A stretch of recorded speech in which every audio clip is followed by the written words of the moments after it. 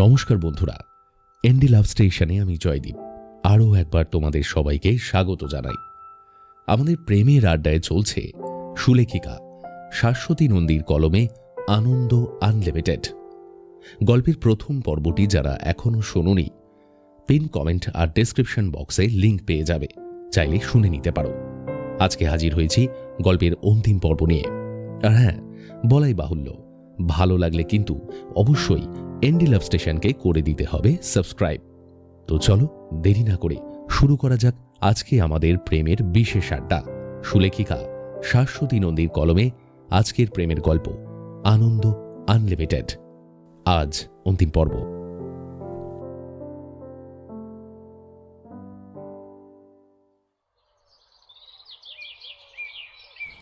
রাইয়ের ঘুম ভাঙল আজ সবার আগে। মা তখনও অকাতরে ঘুমোচ্ছে, পাশে পিকু, ও মুখটা মায়ের বুকে গুঁজে রাখা। দৃশ্যটা এই মুহূর্তে কোনো জ্বালা যন্ত্রণা দিল না রাইকে। বিছানা থেকে নেমে ও পা টিপে টিপে পাশের ঘরে যায়। দরজা আধ ভেজানো, সবুজ ফিনফিনে লাইননের মশারির ভেতর বাবা ঘুমোচ্ছে, গায়ে হালকা একটা সাদা চাদর ফেলা। শীত, গ্রীষ্ম, বর্ষা বাবা চাদর ছাড়া শুতে পারে না, মাই বোধহয় দিয়েছে।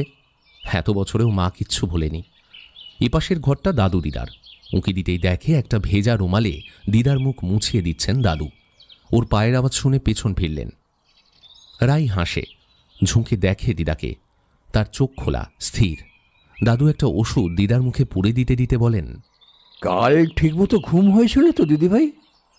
আমি তো এক কাতেই রাত কাবার করে দিলাম। কি শান্তিতে যে ঘুমিয়েছি। ঘরটা অনেকদিন পর বেশ ভরা ভরা লাগছিল। গত রাতে তুমুল বৃষ্টির পর আজ সকালটা ঠান্ডা ঠান্ডা। মায়ের উঠতে একটু দেরিই হলো, তবু 10টার মধ্যে মাছের ঝোল আর ভাত রেডি। 10টায় দুটো গাড়ি হাজির। তপন এলো রণজয়কে নিয়ে। ওদিকে বাবা অফিস যাবে বলে অন্য গাড়িও উপস্থিত। কিন্তু রণজয়, তুমি কেন? আমি আজ ছুটি দিয়েছিলাম তো। ভুলে চলে এসেছি ম্যাম। ট্রেনে উঠে মনে পড়লো আজ তো আমার ছুটি।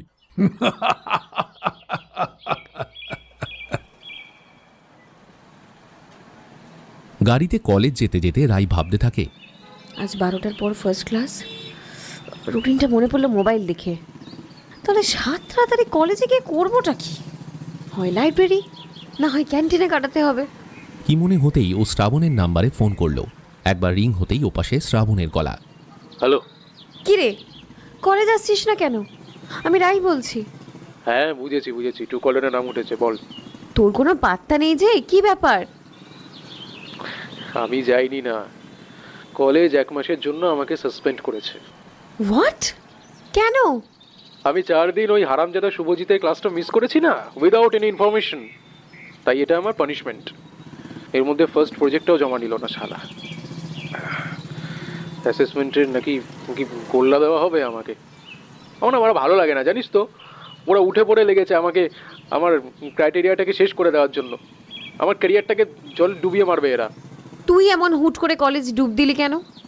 জানিস না এই কলেজের কেতাই আলাদা? আর আমি কি করবো বলতো? বাড়িতে এমন একটা সিচুয়েশন, মাকে একা ফেলে বেরোতেও পারছি না। 400-র উপরে সুগার, প্রেশার 200। আমি ছাড়া ঘরে দ্বিতীয় লোক নেই। আমি একা রেখে গেলে হবে? আন্টি কি হঠাৎ অসুস্থ হলেন? আরে না রে, যখনই অঘটনগুলো ঘটে আমার মাকে একেবারে বিছানায় শুইয়ে দিয়ে যায়। দেখ, আমি ফোনে সব বলতে পারবো না, একদিন দেখা হোক আমি বলবো সব। কলেজ কি তোকে কোনো চিঠি পাঠিয়েছে? হ্যাঁ, ওই একটা হোয়াটসঅ্যাপ মেসেজ, নিচে ওই শুভজিতের নাম সালা। আই সি, ছকটা পরিষ্কার হয়ে যাচ্ছে এবার। শুভজিৎই তার মানে এসবের মূলে। জানিস, আমি না ওই শুভজিৎকে ফোন করে বলেছিলাম যে মায়ের শরীরটা খারাপ। সবও জানে কিন্তু। তাই? তাহলে তো তুই ফর্মাল ইনফরমেশন দিয়েই দিয়েছিস। একটা রিটেন দিলি না কেন? রেকর্ড থাকতো। আরে বাবা, আমার অত কিছু মাথায় আসেনি। মাকে নিয়ে তখন আমি বিরাট ব্যস্ত। আমি মাকে দেখবো না, ওখানে চিঠি দেবো গিয়ে ওদেরকে। কিন্তু এভাবে একজন ছাত্রকে সাসপেন্ড করা যায় নাকি? তুই একটা কাজ কর, তোকে পাঠানো ওই মেসেজটা আমাকে ফরওয়ার্ড কর। কেন, কি করবি? শুভজিৎকে কুঁচিয়ে কাটবো। অনেক দিন ধরেই সুযোগ খুঁজছিলাম, পাঠা আমাকে। গাড়ি যখন ঢুকছে কলেজ গেটে, রণজয় পিছন ফিরে বলে, অল দ্য বেস্ট ম্যাম। তাহলে একটা যুদ্ধ শুরু হতে চলেছে। Best of lakh. জিতে ফিরে আসুন। কি ব্যাপারে বলছো? কি ব্যাপার মানে? এই তো বন্ধুকে আশ্বাস দিলেন, ওই হোয়াটসঅ্যাপ মেসেজ নিয়ে আপনি আজ তুল কালাম করবেন। তবে একা নয়, দল জুটিয়ে যান। আর পারলে আপনার ওই শ্রাবণ বন্ধুকে বলুন ওর মায়ের প্রেসক্রিপশনগুলো আপনাকে হোয়াটসঅ্যাপে পাঠাতে। এগুলো আপনাদের হাতিয়ার। স্পিকারে ফোনটা ছিল, আমার কানে সবই গেছে। আর একটা কথা, সেদিন যে আপনাকে চূড়ান্ত অপমান করেছিল লোকটা, কোন লোকটা? শুভজিৎ স্যার, ভুলে গেলেন? আপনাকে ঘরে ডেকে সেটা অবশ্যই তুলবেন কিন্তু। রাই গাড়ির দরজা অর্ধেক খুলে মাটিতে পা রাখতেই যাচ্ছিল, কিন্তু থমকালো। অবাক চোখে রনুকে দেখে। তুমি কিভাবে জানলে? সেদিন আপনার চোখে মুখে অনেক রাগ, যন্ত্রণা, ক্ষোভ দেখেছি। তাতে কি? আন্দাজ করলে কি করে যে? আপনার সুরক্ষার দায়িত্ব আমার উপর ম্যাম, সুতরাং পোস্টমর্টমের দৃষ্টি লাগিয়ে রাখতে হয়। সেদিন দেখেছিলাম ছুটির পরেও আপনি 3 তলায় উঠছেন, আর শুভজিৎ সিনহার ঘরেই একমাত্র লাইট জ্বলছিল। বাকি টিচাররা সব বেরিয়ে গেছে। লোকটা সম্বন্ধে খারাপ রিপোর্ট ছিলই, এর আগেও একটা কেসে চাকরি খোয়াতে বেঁচে গেছে। আর একটা অনুরোধ, নিজে খুব বেশি ঝামেলায় জড়াবেন না, শুধু মূল অভিযোগগুলো জানিয়ে আসুন। ম্যানেজমেন্ট এমনিতেই এখন কিন্তু চাপে। কেন? বাইরে ঘুরঘুর করছে এক্স স্টুডেন্টসদের দল।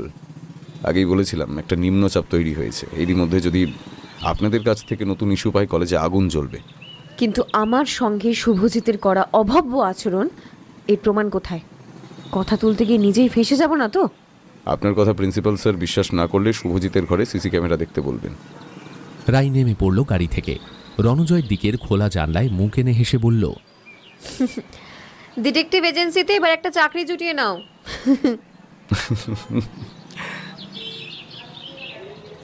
আজ ভাগ্য সহায় হলো না। প্রিন্সিপাল স্যার কলেজে আসেননি। মাত্র একটা ক্লাসের পর ছুটি হয়ে গেল। সব টিচাররা বেরিয়ে যাচ্ছেন। আজ নেতাজি ইন্ডোরে নাকি একটা অল টিচার্স সেমিনার। রায় ঠিক করল আজই শ্রাবণের বাড়ি যাবে। ধানসিঁড়িকে বলতেই ও এক কথায় রাজি, শুধু বলল, হুট করে চলে যাব যে কিছু ভাববে না তো কেউ? যা ভাবে ভাবুক, একজন বন্ধু ক্রাইসিসে পড়েছে আর আমরা ভাবাভাবি নিয়ে বসে থাকবো? আরে দূর, আমরা কি খেতে যাচ্ছি ওর বাড়ি? ঠিক ঠিক, যাবো, চল। ছেলেদের মধ্যেও কাউকে পেলে ভালো হতো, কিন্তু সেরকম কেউ গাই করলো না। আজ পিহু আর পদ্মনাভ একসঙ্গে বেরোচ্ছে কলেজ থেকে, প্রথম ডেটে। সেই নিয়ে খানিক ঠাট্টা তামাশা চলছে ফাঁকা ক্লাসরুমে। পিহু ওয়াশরুমে ঢুকেছিল বোধহয় চুল আঁচড়াতে। দেবজিৎ আর সায়ন সেই সুযোগে ঘেরাও করল পদ্মকে। এই কেসটা কি রে? ভালো ভালো বলবি কি? কেস? কি কেস? এমন কেলাবো না, বল। দেবা দেবী মিলে আজ কোথায় চলেছিস? রায়ও সামনে এসে দাঁড়িয়েছে মজা দেখতে। ধানসিঁড়ি আরও এক কাঠি ওপরে, একেবারে টেবিলের মাথায় চড়ে বসল। পদ্মনাভ হাসছে। ওই সালা, কি ঘ্রাণ শক্তি রে মাইরি তোদের! ভেবেছিলাম চেপে যাব। কেন চাপবি কেন? এই যে খিল্লি করছিস, এটাকে অ্যাভয়েড করতে। কতদিন ধরে চলছে গুরু? আরে চললো আর কোথায়, সবে গাড়িটা স্টার্ট দেবে করছিল, এখন মনে হচ্ছে মাঝ রাস্তায় শিওর ব্রেকডাউন হবে। যা সব শকুনের চোখ লেগেছে। হ্যাঁ, কি বললি? আমরা শকুন?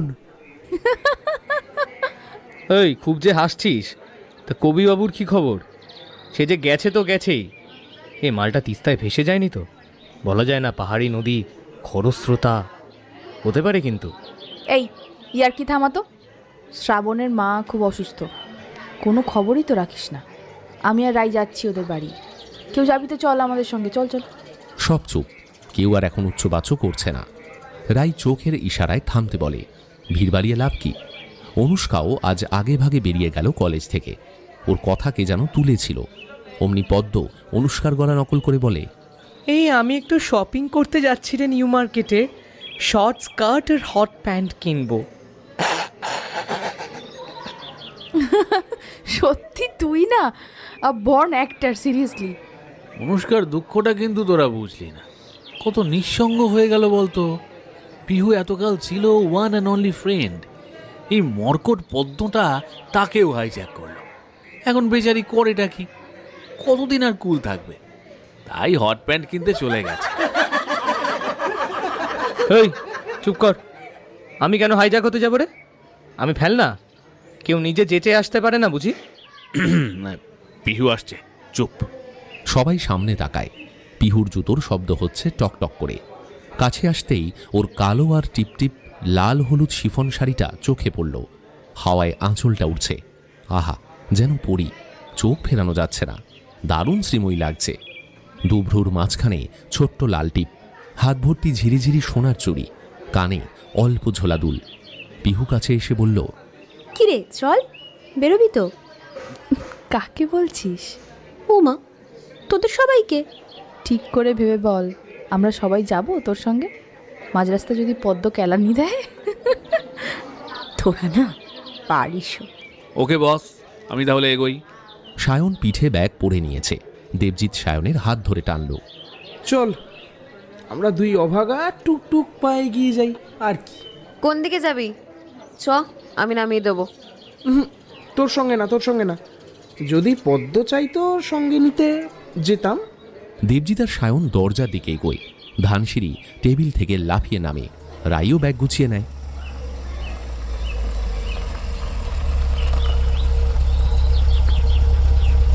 জিপিএসে ঠিকানা দিতেই শ্রাবণের বাড়ির কাছে এসে রাইয়ের গাড়িটা থামল। কিন্তু এ যেন রাজপ্রাসাদ। হাল ফ্যাশনের মস্ত তিনতলা বাড়ি, ধপধপে সাদা রং, সামনে খোলা বাগান, বিরাট গেট যেখানে তালা ঝুলছে। গাড়ি থেকে নামতেই একজন দারোয়ান ছুটে এলো। ততক্ষণে ফোন করে ফেলেছে রাই। শ্রাবণ বোধহয় ঘুমোচ্ছিল। প্রথমে চিনতেই পারছে না, যেন হাই তুলতে তুলতে কথা বলছে। আরে তোর বাড়ির গেটে দাঁড়িয়ে আছি আমরা, গেট খোল। মিনিট পাঁচেকের মধ্যেই শ্রাবণ হেলে দুলে নেমে এলো নিচে। পরনে একটা বারমুডা আর টি শার্ট। ওকে আসতে দেখেই দারোয়ান তাড়াতাড়ি গেট খুলে দিল। রাই বলল, এখানেই নামবো নাকি গাড়ি ভেতরে ঢুকবে? হ্যাঁ, ঢুকবে। তো এখানে নামবি কেন? তাহলে তুইও উঠে আয়, তুই তো রাজার বাড়ির ছেলে রে। ধুস, আরে আমি তো আমিই রে, কারোর পরিচয় আমি পরিচিত নই। গাড়ি বাড়ি যা দেখছি সে তো আমার নয়। আর ভেতরে ঢুকে আরও চমক। পৌটিকোয়ে আরও 4টে গাড়ি দাঁড়ানো। ধানসিঁড়ি এতক্ষণে কথা বলে। তুই ভালো আছিস তো রে শ্রাবণ? ওই আছি একরকম। মায়ের শরীরটা ভালো যাচ্ছে না, এইটাই টেনশন দিচ্ছে। Otherwise everything is fine and lovely. তবে হ্যাঁ, নতুন একটা ফ্যাকড়া হয়েছে বটে, কলেজের ওই সাসপেনশন, জানিসই তো।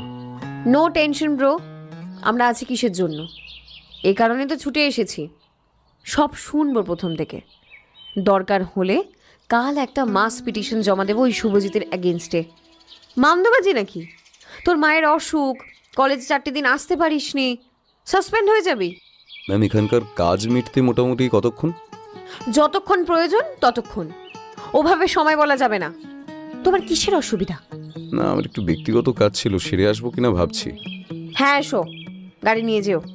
ওরা গাড়ি থেকে নেমে হাঁটতে থাকে দুপাশে বাগানের মধ্যে দিয়ে। তারপর শুরু হয়েছে বিল্ডিং। আন্টি কি এখনো খুব অসুস্থ? দুদিন একটু স্টেবল। আচ্ছা চল, এদিকে লিফট।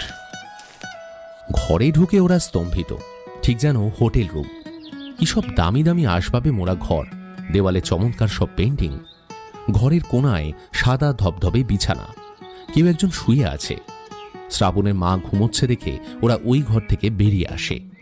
ধানসিঁড়ি হাঁটে আর ঘাড় ফিরিয়ে তাকায়, চোখে বিস্ময়। বলছি, শরবত খাবি নাকি লস্যি? ভাগ, তোর বাড়িতে কি আমরা ঠান্ডা খেতে এসেছি নাকি? শুধু জল দে। ওরা তিনজনেই এবার শ্রাবণের ঘরে ঢুকে একটা সোফা কাম বেডের উপর গুছিয়ে বসল। শ্রাবণ ধানসিঁড়ির মুখের দিকে তাকিয়ে আছে। কতদিন পরে তোকে দেখলাম বলতো, ভালো আছিস? ও ঘাড় নাড়ে একটা লজ্জা লজ্জা মুখ করে, আর চোখে দেখে নিল রাইকে। কাজের কথাগুলো আগে সেরে নি। তুই আন্টির প্রেসক্রিপশনের জেরক্সগুলো আমায় দিতে পারবি? সঙ্গে একটা চিঠি তুই লিখবি, টু দ্য প্রিন্সিপাল অ্যাড্রেস করে। সেখানেই সমস্ত ঘটনা জানাবি। আমি কালই একটা হেস্তনেস্ত করব। ধানসিঁড়ি, তুই কি যাবি আমার সঙ্গে? শোন, ইচ্ছে না থাকলে স্পষ্ট জানা, মিনমিন করবি না। আর শ্রাবণ, এখন যদি আন্টি একটু স্টেবল থাকেন, কালই কলেজে আয়। আমি তোকে নিয়েই প্রিন্সির ঘরে ঢুকবো। কথার মাঝখানেই একটা হোয়াটসঅ্যাপ মেসেজ ঢুকলো ওর মোবাইলে। রাই ভ্রু কুঁচকে পড়তে থাকে, তারপর বলে, দেখ কত বড় সাহস! কি হলো রে? এই দেখ কাণ্ড, শুভজিৎ মেসেজ পাঠিয়েছে, রীতিমতো থ্রেটনিং। আমি শ্রাবণ রায়ের বাড়িতে এসেছি খবর পৌঁছে গেছে কানে, লিখেছে কনসিকুয়েন্সেস উড বি ওয়ার্স্ট। কি ফল খারাপ হবে রে? কি করবে ও আমার? বেকার আবাইনি কেন পড়লি বলতো? দেখ এখন তোকেও ফাঁসালো।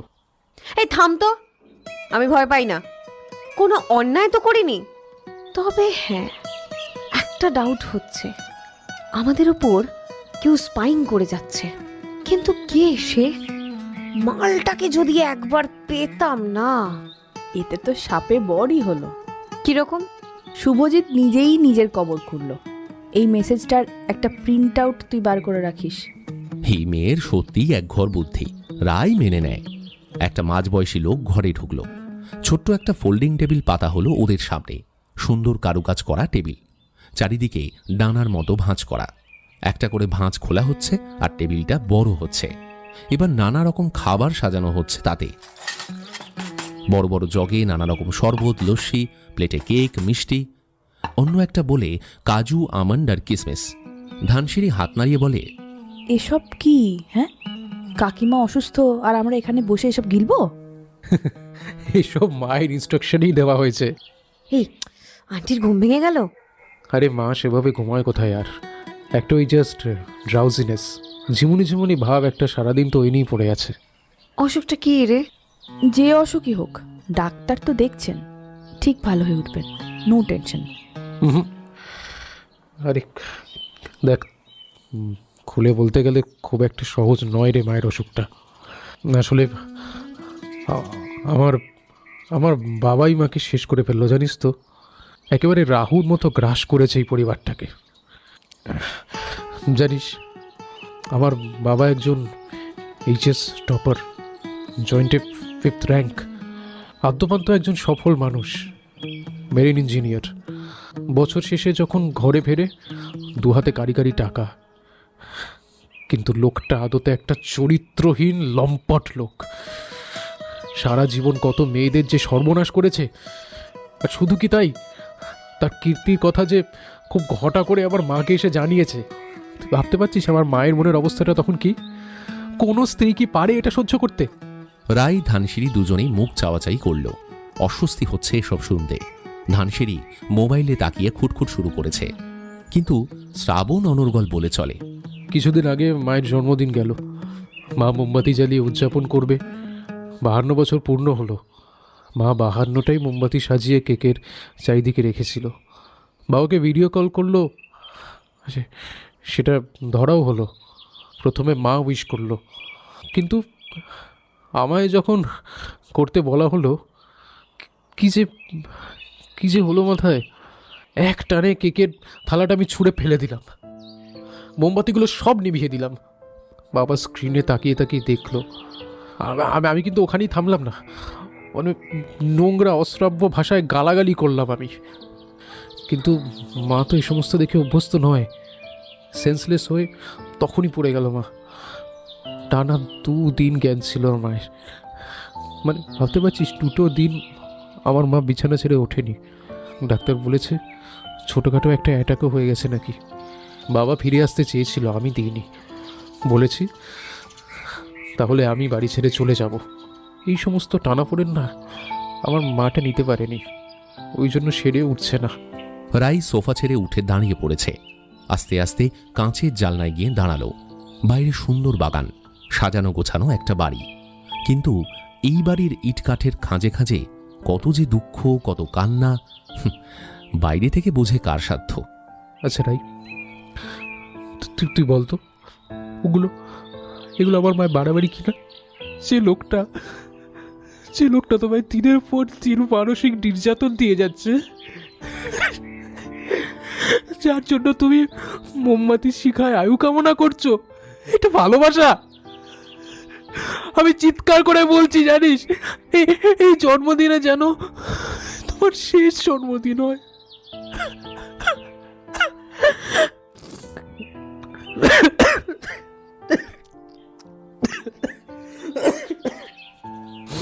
জানিস, আমার বাবার চোখে আমি আর ওই শুভজিতের চোখ, ওর ছায়াটা দেখতে পাই। হ্যাঁ রে, আমি প্রথম দিন থেকে লক্ষ্য করছি। লোলুপ হায়নার মতো দৃষ্টি দিয়ে ঘুরছে ওই লোকটা চারিদিকে তাকাচ্ছে। তাই তো আমি প্রথম দিনই মেয়েদের সাবধান করেছিলাম যে ওই লোকটা ঠিক না। ধানসিঁড়ি ওর মুখের সামনে একটা শরবতের গ্লাস ধরেছে।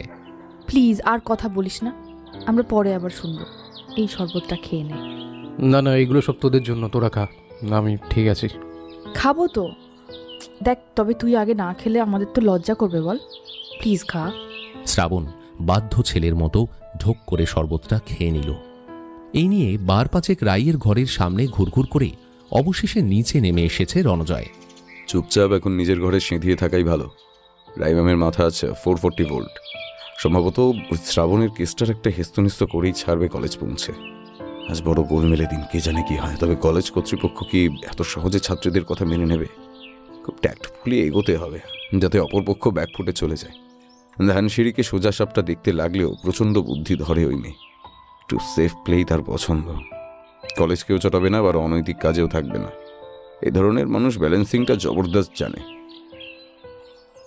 সেদিন শ্রাবণের বাড়ি ঘুরে একসঙ্গে ওরা দুই বন্ধু গাড়িতে গল্প করতে করতে ফিরছিল। তখনই টুকটাক কথা কানে আসছিল। মোবাইলটা বাজছে। রণজয় চমকে তাকায়। ওপাশে রাই। Yes ma'am. কটা বাজে এখন? তোমার দেখা নেই কেন?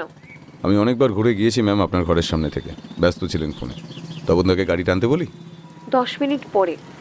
শুধু তপন কাকুকে বলে রাখো আজ কজনকে গাড়িতে তুলে নিয়ে কলেজ যাব, ও যেন গুইঙ্গাই না করে। নো প্রবলেম ম্যাম, আমি বলে দিচ্ছি কোন রাস্তায় ঢুকবো, শুধু বলে দেবেন। আচ্ছা, আপনার কি স্নান খাওয়ার সারা হয়ে গেছে? স্নান 2 মিনিটে হয়ে যাবে। আর খাওয়া? খালি পেটে কিন্তু অ্যাসিড হবে। আজ কত বড় যুদ্ধ আপনাদের, কখন কি খাওয়া জুটবে। বলেই ও জিভ কাটল। একটা বেচালের কথা মুখ ফসকে বেরিয়ে গেল। রাই হয়তো ভাববে সে দরজার বাইরে এতক্ষণ আড়ি বেঁধে দাঁড়িয়েছিল, কিন্তু রাইয়ের কথায় যদিও সেরকম কোনো ইঙ্গিত পেল না। বরং ও বলল, আচ্ছা রনু, আমরা কি পারবো এই যুদ্ধটা জিততে? পারবেন। এত সংশয় কেন আসছে ম্যাম? আসলে ওই শুভজিতের হাত যথেষ্ট লম্বা। আমাদের কয়েকজনের কথা কি গুরুত্ব পাবে? আলবাত পাবে। এটা জয় পরাজয়ের প্রশ্ন নয়। আপনারা একটা দুর্নীতির শিকার, তাহলে কেন তার প্রতিবাদ করবেন না? এরকম বহু শুভজিৎ চারিদিকে ছড়িয়ে আছে। আর যদি তারা ক্রমান্বয়ে প্রশ্রয় পেতে থাকে, একদিন আপনাদের কেনাবেচার হাটে নিয়ে কিন্তু দাঁড় করাবে। Rightly said. তুমি সত্যি অন্যরকম, এই জন্যই তোমায় ভালো লাগে। আগে ম্যাম কিছু বললেন? না না তো, তাহলে চট করে স্নান করে দুটো খেয়ে বেরোই, কি বলো? একদম ম্যাম। এবার ছোট মুখে একটা বড় কথা বলবো। জলদি স্নানে ঢুকবো, 10 মিনিটে বেরোতে হবে। আপনি যতই চেষ্টা করুন, ওই অনুষ্কা সিনহাকে সঙ্গে পাবেন না কিন্তু, বেট। বলেই ও আবার জিভে কামড় দেয়। আবার একটা গোপন তথ্য ফাঁস করে ফেলল। ইস, ছি ছি ছি। রাই কাঁধে তোয়ালে ঝুলিয়েছিল মাত্র, টয়লেটের দরজা অবধি গিয়েও ফিরে আসে। তুমি কিভাবে জানলে অনুষ্কাকে? ওর নাম, পদবি পর্যন্ত মুখস্থ? ম্যাম, সময় মতো সব জানাবো। তবে আপনি যদি আজ বেরোতে লেট করেন, সব কাজ পণ্ড হবে। রাই লাইন ছেড়ে তাড়াতাড়ি স্নানের জন্য এগোয়। তবে শুধু অনুষ্কা কেন, রাই ম্যামের সব বন্ধুদেরই একটা নাম, ফোন নম্বরের লিস্ট আমি সবসময় পকেটে নিয়ে ঘুরে বেড়াই। চৌধুরী সাহেবের নির্দেশ। লিস্টটা তৈরি করা খুব সহজ ছিল না। অফিস ঘরের ছোটবাবুকে ঝাড়া 10টা দিন একটা দামি প্যাকেট সিগারেট ভেট দিতে হতো। তারপর সে রেজিস্টার দেখে সব বার করে দিয়েছে। তবে সন্দীপ চৌধুরী শুধু এই লিস্টেই সন্তুষ্ট নন। ইদানিং আরও একটা নির্দেশ এসেছে। মেয়ের বন্ধু বান্ধবদের পারিবারিক ইতিহাস তাকে জানাতে হবে। বড় কঠিন ধরনের বাবা। রনও মুখ বুঝে সব করে যাচ্ছে। কি করা, চাকরির শর্ত।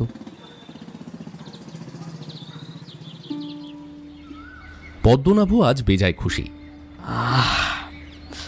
চাকরিটা তো প্রায় লেগেই গেল। এত সহজে হয়ে যাবে আশা করিনি। নিশ্চয়ই বেটা পিহুর হাত আছে পিছনে। নিশ্চয়ই কাকাকে বুঝিয়ে রাজি করিয়েছে। হয়তো পারিবারিক অবস্থাটা সম্বন্ধে ইঙ্গিত দিয়েছে। নইলে রুদ্র মল্লিক ওই একরত্তি ছেলের জন্য 6,000 টাকা বেতন নিয়ে চাকরি দিতে রাজি হতো না। তবে মল্লিক অ্যান্ড সন্স কলকাতার সেরা ব্যবসায়ী, টাকার অভাব নেই। 6,000 টাকা হয়তো ওদের হাতের ময়লা, লোহা লক্ষরের কারবার, কিন্তু ভেতরটা খচখচ করছে। আচ্ছা, টাকার অঙ্কটা কি মাসিক 6,000 নাকি 6 মাসে 6,000? দেখা যাক। আজ ডেকেছে তো ছোট মালিক। ঘড়ির কাঁটা মিলিয়ে ও পৌঁছে গেল মল্লিক বাড়ি। কথাবার্তা ভালোই এগোচ্ছিল। হঠাৎ পদ্ম বলে ওঠে, কাকাবাবু, আপনি এত ছোট ছেলের জন্য এত টাকা খরচ করতে চাইছেন, মানে মাসে 6,000 টাকা তো কম নয়। রুদ্র মল্লিক হাসল। তা ঠিক, মাসে মাসে 6,000। আসলে ওটা অন্যজন হলে 2-3 হাজারেই রফা করতাম। তুমি নিরীহ ছেলে, অনিশ্চিত ভবিষ্যৎ, তাই আবার পিহুর বন্ধু, একসঙ্গে পড়াশুনো করছো, ধরে নাও তোমাকে একটু হেল্প করলাম। লোকটার কথাগুলো একটু বেশি সোজা সাপটা। শুনতে শুনতে পদ্ম পায়ের বুড়ো আঙুল মেঝেতে ঘষে। ভ্রু কুচকে তাকালো রুদ্র। তুই কেন, কলেজ টলেজ নেই আজ? চা জল খাবারের জন্য এত ঠাকুরচা করেছে। যাক শোন, তোর বন্ধুর চাকরিটা করিয়ে দিলাম। তবে শোনো, হ্যাঁ, আমরা মল্লিক বংশের ছেলেরা কিন্তু কিছু কিছু ব্যাপারে পাক্কা বেনিয়া। এক হাতে দিই, অন্য হাতে নিই। যদি দেখি আমার ছেলের মুখে তুমি বোল ফোটাতে পারো নি মাস 1 পরেও, তবে কিন্তু চাকরিটা রইল না। একটা বোকা বোকা হাসি দিল পদ্ম। পিহু সেন্টার টেবিলে চায়ের পেয়ালা রেখেও ঘরের কোনায় দাঁড়িয়ে আছে। সব শর্তই তো শোনা হলো, এবার কি আমি আসতে পারি স্যার? মানে অ্যাকচুয়ালি কলেজ আছে। হ্যাঁ এসো, আর স্যারটা ডেকো না। কিছুক্ষণ আগে যেমন কাকাবাবু সম্বোধন করেছিলে ওটাই করো। আর শোনো, আমি একটু চাঁচাচোলা কথা বলি। কি, চাকরির শর্ত শুনে মন খারাপ হলো নাকি?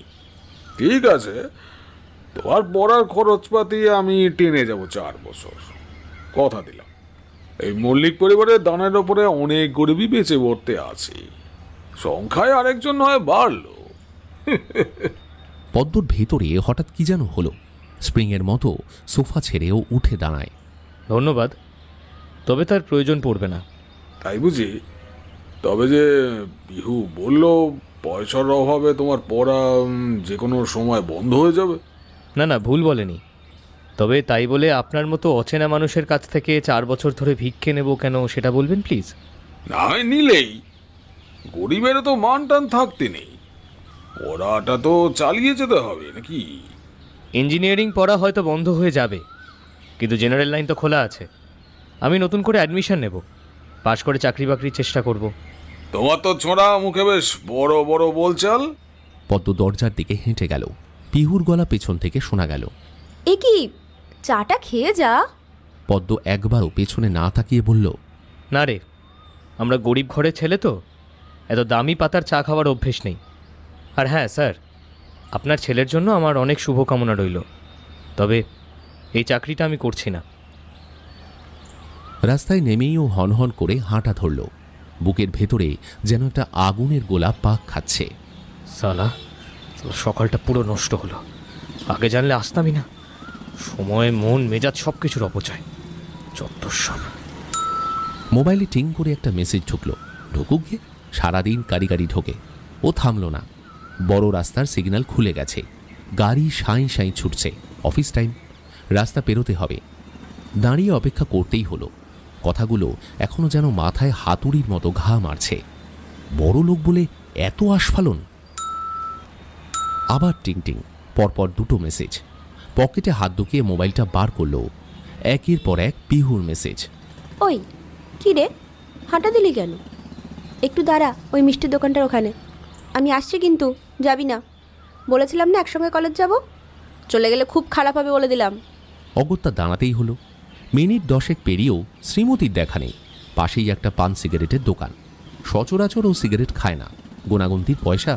তবে এখন মাথায় একটু ধোঁয়া দিতে ইচ্ছে করছে। ভিউটা আজ বসিয়ে দিল পুরো। ফার্স্ট ক্লাসটা নির্ঘাত মিস। মিষ্টির দোকানে জিলিপি সিঙ্গারা লম্বা লাইন। সকাল থেকে কিছু খেয়ে বেরোয়নি, এখন খিদে খিদেও পাচ্ছে। কি করব, 2টো জিলিপি নেব? পকেটের যা অবস্থা, থাক, 10 টাকা আবার উড়ে যাবে। পরে কলেজের ক্যান্টিনে ভাগাভাগি করে কিছুটা খাওয়া যাবে। যাই। সিগারেটে টান দিতে দিতে ও দোকানের কেনা বেচা দেখছে। বাবা, ফাটাফাটি সেল। চাকরি বাকরি না জুটলে এরকম একটা দোকান দিয়ে দেবো। শেষে মিষ্টির দোকান। এরকম বিক্রি বাট্টা চললে চাকরির বাবা আসবে মাস গেলে। যাক, পরে আইডিয়াটা নিয়ে নড়াচড়া করা যাবে। মন্দ তো ভাবিনি। সকালে দোকান, রাতে নাটক, জীবনটা একদম সেট। ওই যে আসছেন শ্রীমতী, আজ অত্যন্ত সাধারণ একটা সালোয়ার কামিজে। কি ব্যাপার, কলেজ যাবে না? হাঁপাতে হাঁপাতে এগিয়ে এলো পিহু। কিরে, খুব কেত মেরে চলে এলি যে? চাকরিটা তোর দরকার নেই? উত্তর দিল না পদ্ম, মন দিয়ে সিগারেট টানছে। চুপ করে আছিস কেন বল? আমার প্রেস্টিজটা কোথায় গেল একবার ভাবতো। তুই এইসব বলতে আমার পেছনে ধাওয়া করলি? ধাওয়া? তোর পেছনে? নিজের দাম একটু বেশিই বাড়িয়ে রেখেছিস না? একটা তুবড়ি যেন জ্বলে ওঠার অপেক্ষাই করছিল। সলতেতে কেউ সামান্য আগুন ছোঁয়াতেই পদ্ম একটানে মুখ থেকে আধ খাওয়া সিগারেটটাকে ছুঁড়ে ফেলল মাটিতে, চিৎকার করে বলল, শাট আপ! চাকরিটা আমার দরকার ঠিকই, কিন্তু তাই বলে তোর কাকার মতো অসভ্য অভদ্র লোকের চাকরি আমি করব না। আরে কি ভাবিস রে মল্লিক বাড়ির লোকগুলো তোরা? হ্যাঁ, গরিবের কোনো মান সম্মান নেই নাকি? ডিসকাস্টিং। বলতে বলতে সিগারেটটাকে পিষতে থাকেও মাটিতে। পিহু চুপ, আর চোখে চারপাশ দেখছে, কারণ এটা তাদের পাড়া, চেনা মানুষ ইতিউতি ছড়ানো। ঠিক তখনই পদ্মর মোবাইলটা বেজে ওঠে। ওপাশে রাই। একবার রিং হতেই ধরে ফেলল। হ্যালো, কি ব্যাপার রাই? অন্যদিনের মতো গলাটা চেনা লাগছিল না রাইয়ের কানে। একটু থমকে বলল, পদ্ম, তুই কোথায় রে? আছি কোনো ভাগাড়ে, বল কি বলবি? আজ আসছিস তো কলেজ? দেখ, আজ কিন্তু ভীষণ ভাইটাল ডে, প্লিজ আজ ডুব মারিস না। কেন, কার বাপের বিয়ে? বিয়ে নয়, শ্রাদ্ধ। আজ শুভজিৎ স্যারের শ্রাদ্ধ করব। মানে? সাংঘাতিক একটা আনলফুল কাজ করেছে ওই লুম্পেনটা। সেই অ্যালিগেশন নিয়েই প্রিন্সের ঘরে সবাই মিলে যাব। আরে অ্যালিগেশনটা কি? ও শ্রাবণকে 1 মাসের জন্য সাসপেন্ড করেছে, তাও আবার নিজের মোবাইল থেকে সিম্পল একটা মেসেজ ছেড়ে। সাহস চিন্তা কর। ওই কাঁচা খোলা শ্রাবণের জন্য এগুলোই ঠিক আছে। শালা গরু একটা। আমি এসবের মধ্যে নেই রাই, সরি। পারবি না মানে? এই থাম তো, ষাঁড়ের মতো চেঁচাবি না। আমার ইচ্ছে, আমি কি করব না করবো, আমি যাবো কি যাবো না আমার ইচ্ছে, যা করার করে নে। সিগন্যাল লাল হয়েছে, রাস্তা পেরোতে হবে। পিহু ওর হাতটা ধরল, ইশারায় বলল, ওপারে চল। ওদিক থেকে রাই চেঁচিয়েই চলেছে। তোর লজ্জা করলো না একজন বন্ধু হয়ে অন্য বন্ধুর নামে এভাবে বলতে? পদ্ম, আজ যদি তোর ওপর এমন জুলুম হতো? যদি আমার সঙ্গে হতো আমি নিজেই সমাধান করতাম, মেয়েদের দিয়ে কেস মুভ করাতাম না। পদ্ম, এই চেঁচাচ্ছিস কার ওপরে? তো শাসানিতে আমি ভয় পাই নাকি? তোর কি হয়েছে রে আজ? প্লিজ বল, আমি তোর বন্ধু। কি হবে? কিচ্ছু হবে না, সব ভালো আছে। বড্ড ডিস্টার্ব শোনাচ্ছে, বল না। শোন, ব্যাপারটা এড়িয়ে যাস না। শ্রাবণ একটা ব্রিলিয়েন্ট ছেলে, একটু মানসিক সমস্যা আছে ঠিকই, কিন্তু শুভজিৎ চাইছে ওর ক্যারিয়ারটাকে ধ্বংস করতে।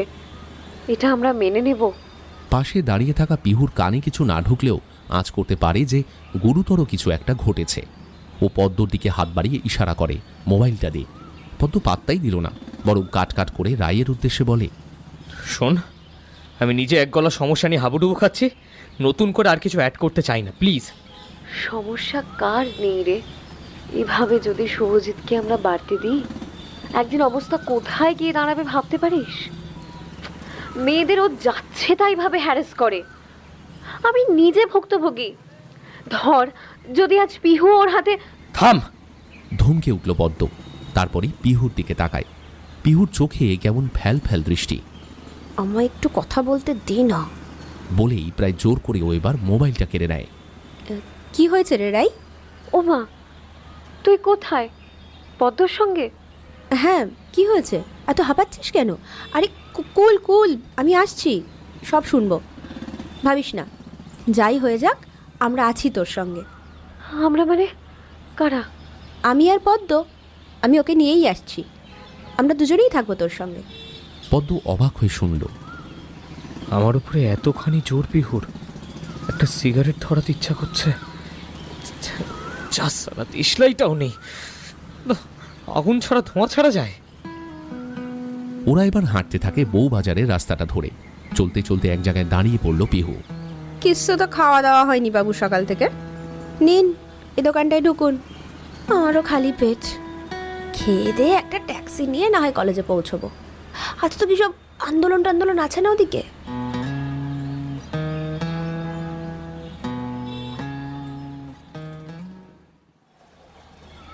গাড়িটা যেন উড়িয়ে চালাচ্ছে তপন। রাস্তাও ফাঁকা। রণজয় রোজকার মতন ড্রাইভারের পাশে সিটে বসে, চোখটা সামনে কিন্তু কান পেছনে। ওখানে অনর্গল বকে চলেছে রাই।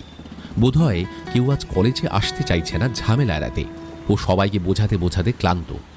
ধানসিঁড়ি শেষ মুহূর্তে জানালো মা অসুস্থ, আজও ওর কলেজ আসাটা অনিশ্চিত। ওদিকে শ্রাবণের মোবাইলটাও সুইচড অফ। ভোর থেকেই বাবু সুইচড অফ করে রেখেছেন। রাইয়ের জন্য মায়া হচ্ছে। বেচারা আর কত টেনশন করবে। রণজয় কি কোনোভাবে সাহায্য করতে পারে? কিন্তু এটা তো কলেজের ভেতরকার বিষয়, ওর হাত পা বাঁধা। এই কদিনেই রাই আর ওর পরিবারকে বড্ড আপন ভেবে ফেলেছে রণজয়। যদিও তাদের পেশায় এটা অনভিপ্রেত। সে আনন্দের ফেরিওয়ালা, দুঃখ বেদনা সব সরিয়ে আনন্দ ছড়িয়ে বেড়ায়, কিন্তু নিজেকে নির্লিপ্ত রাখে। ক্লায়েন্টের প্রতি এক্সট্রা কোনো অনুভূতি বা কোনো সম্পর্কে জড়ানো তাদের পেশায় বারণ। কাজ শেষ হওয়া মাত্রই পরিবারগুলো তাদের কাছে অচেনা অজানা। সব বেটা সুবিধাবাদীর দল, কেউ ফোরফ্রন্টে আসবে না। ধানসিঁড়ি যেভাবে পাল্টি খাবে ভাবতেই পারিনি। মেয়েটার গার্ডস আছে ভেবেছিলাম। রায়ের আগে ফুঁসছে, কিছু বলতে গিয়েও রণ চুপ করে যায়। তার মন কেন যে বলে চলেছে ধানসিঁড়ি আসবে, কলেজে আজ ওকে আসতেই হবে। শ্রাবণের একটা বিশ্বাসকে ও অন্তত আজ সত্যি করবে। চেষ্টা করেও নিজেকে সামলাতে পারল না রণ, বলেই ফেলল কথাগুলো।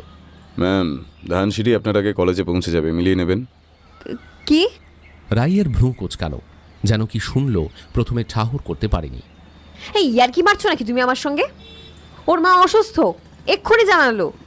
রণজয় চুপ, তবু মনটা অন্য কথা বলছে। কিছু জিনিস কেউ আগাম পড়তে পারে। আমিও বরং কুইট করি, কি বলো? আমার একার কথা তো ধোপে টিকবে না প্রিন্সিপালের কাছে। তোখানি এগিয়ে ফিরে যাবেন? কি করব, কেউ তো সঙ্গে এলো না। তা বলে এত বড় অন্যায়কে প্রশ্রয় দেবেন? শুভজিতের সাহস তো দ্বিগুণ চড়বে। হয়তো আপনার এই প্রস্থানকে সেলিব্রেট করবে। করুক, কিছু যায় আসে না। তবে আমার সঙ্গে আর কোনো অশালীন আচরণ করলে আর আমি স্পেয়ার করব না, একাই লড়ব। সেই লড়াইটা এখন করছেন না কেন? এখান থেকে ফিরে যাওয়া কিন্তু বিপজ্জনক হবে ম্যাম। লড়াইয়ে নামুন, দেখবেন হাজার সৈন্য পেছনে আছে। একটা সহজ ইকুয়েশন বুঝতে পারছেন না। তুমি কি এখন আমাকে অঙ্ক শেখাতে বসবে? তবে খুব সহজ অঙ্ক। আজকের ইস্যুটা শ্রাবণকে নিয়ে, সেখানে ধানসিঁড়ি সঙ্গে থাকবেন, এটা হতেই পারে না। আপনি এত বুদ্ধিমতী, ওদের সম্পর্কটা এখনো ধরতে পারেননি? তোমার চোখ তো খুব ধারালো।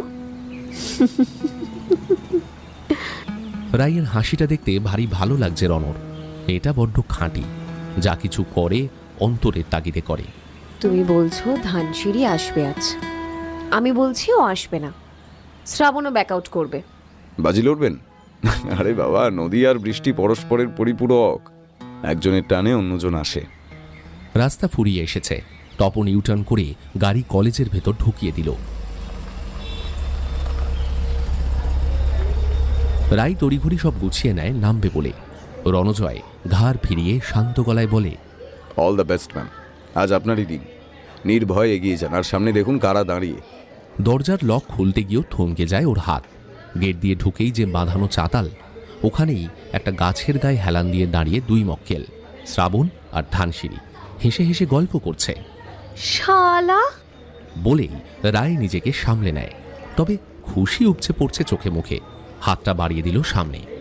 শেখ হ্যান্ড রণ, তোমার কথাই ঠিক। সত্যি ইকুয়েশনটা মিলে গেল। এখনো মেলেনি, ওটা আপনি মেলাবেন। Best of luck ma'am. আজ বোধ হয় আর ক্লাস হবে না কলেজে। খানিক আগেই যা ঝড় উঠল।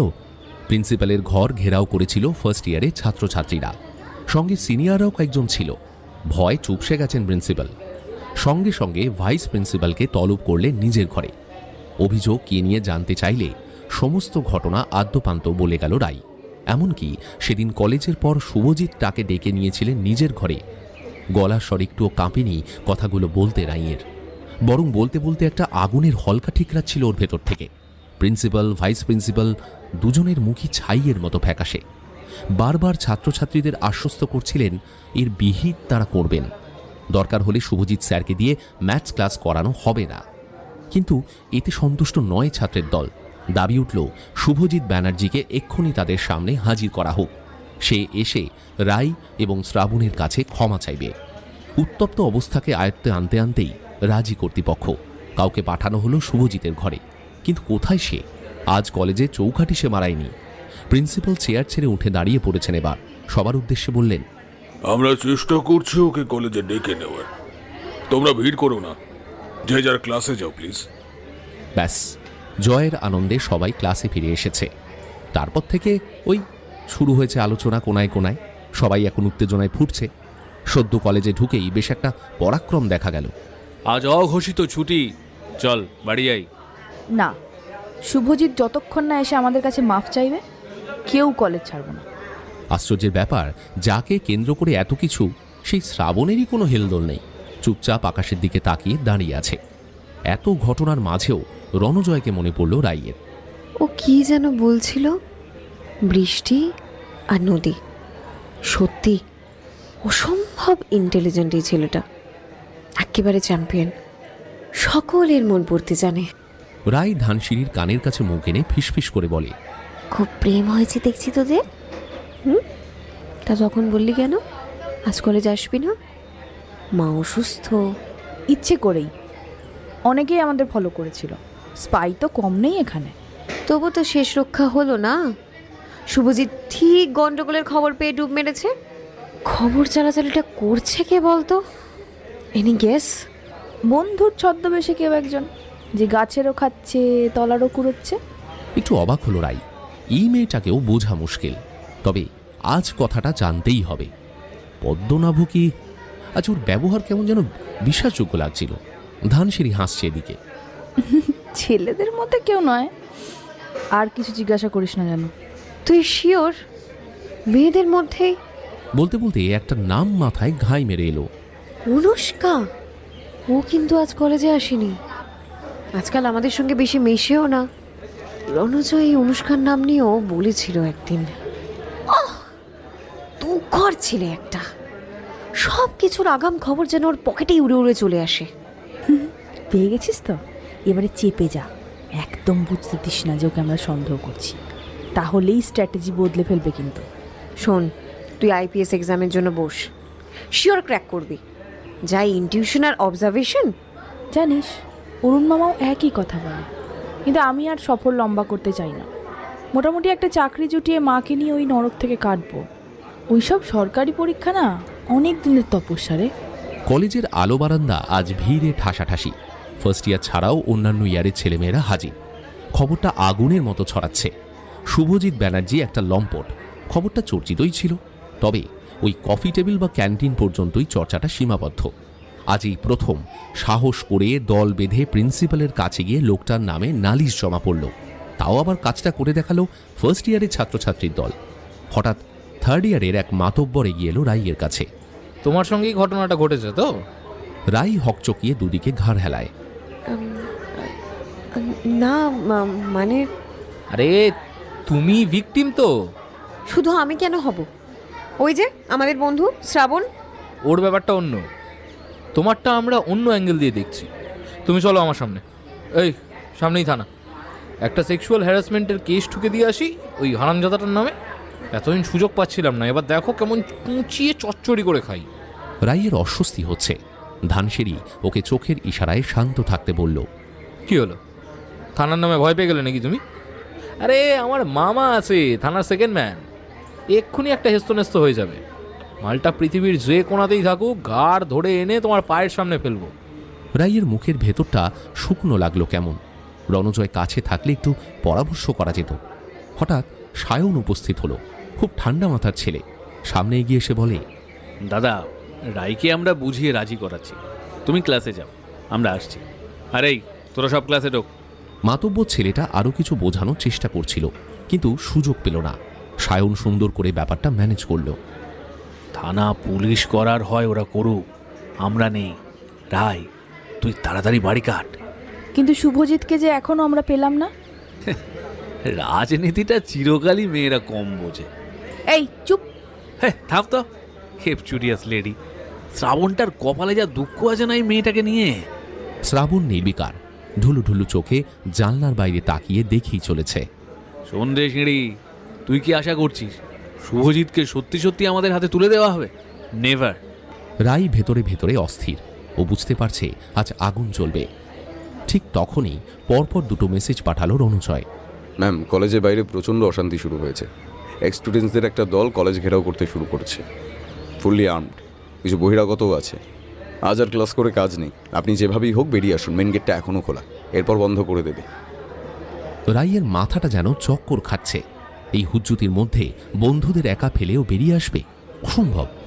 আজ ওরা সবাই তার সঙ্গে ছিল। মিনিট দুয়েকের মধ্যেই একটা বিশাল চিৎকার আছড়ে পড়ল কলেজের কম্পাউন্ডে। সবাই ছুটছে সেদিকে। দরজা আগলে দাঁড়ালো সায়ন। ছেলেরা বেরোলেও মেয়েরা একদম বেরোস না। চোখে নিমেষে দেখল ধানসিঁড়ি ছুটে গিয়ে শ্রাবণের পাশে বসে পড়েছে।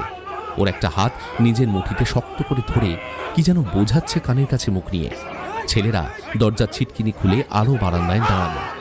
একতলার দিকে ঝুঁকে কি যেন দেখছে। ওদিকে রাইয়ের মোবাইলটা হঠাৎ বাজছে। স্ক্রিনে দেখলো মায়ের নাম্বার। ধরবে কি ধরবে না ভাবলো, তারপর রিসিভ করেই ফেললো। হ্যালো, রাই দিদি। হ্যাঁ, কি ব্যাপার পিকু? তুই আজ আসবি? আমরা চলে যাচ্ছি ইতালি। তুই আমার প্লেনটা নেবে?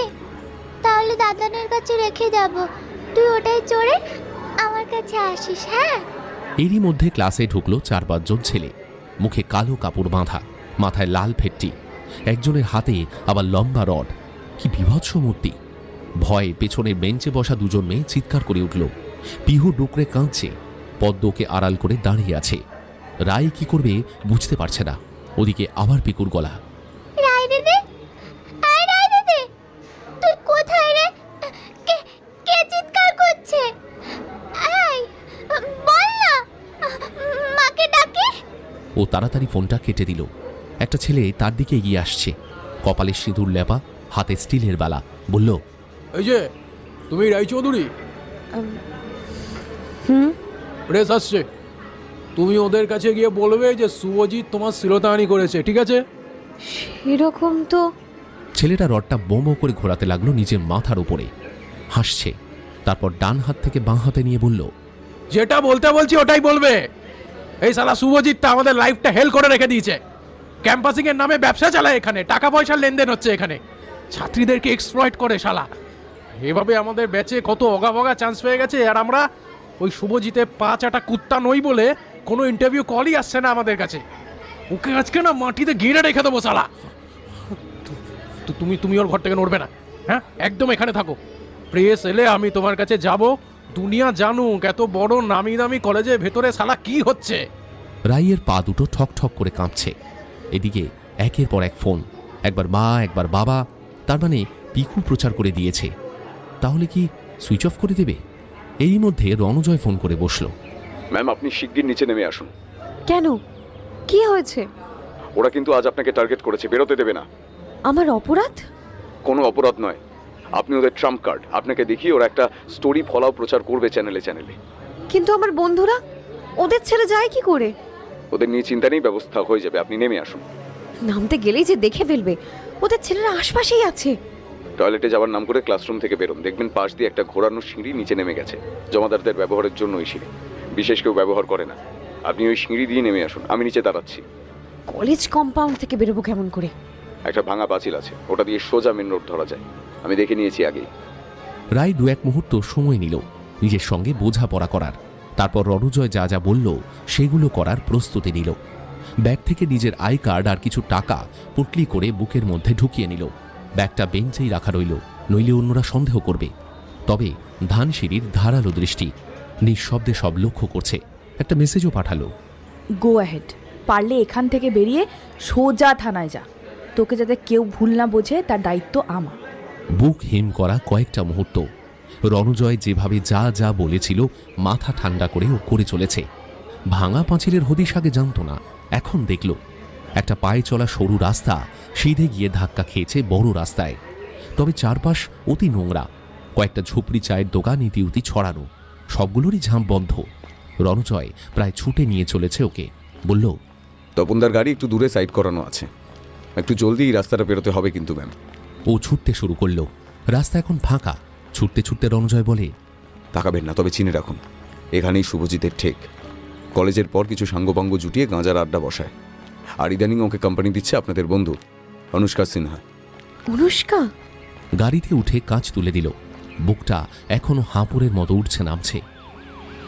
দেখল কয়েকটা পরপর পুলিশের গাড়ি ছুটছে ওদের কলেজের দিকে। আমরা থানার রাস্তায় ধরেছি।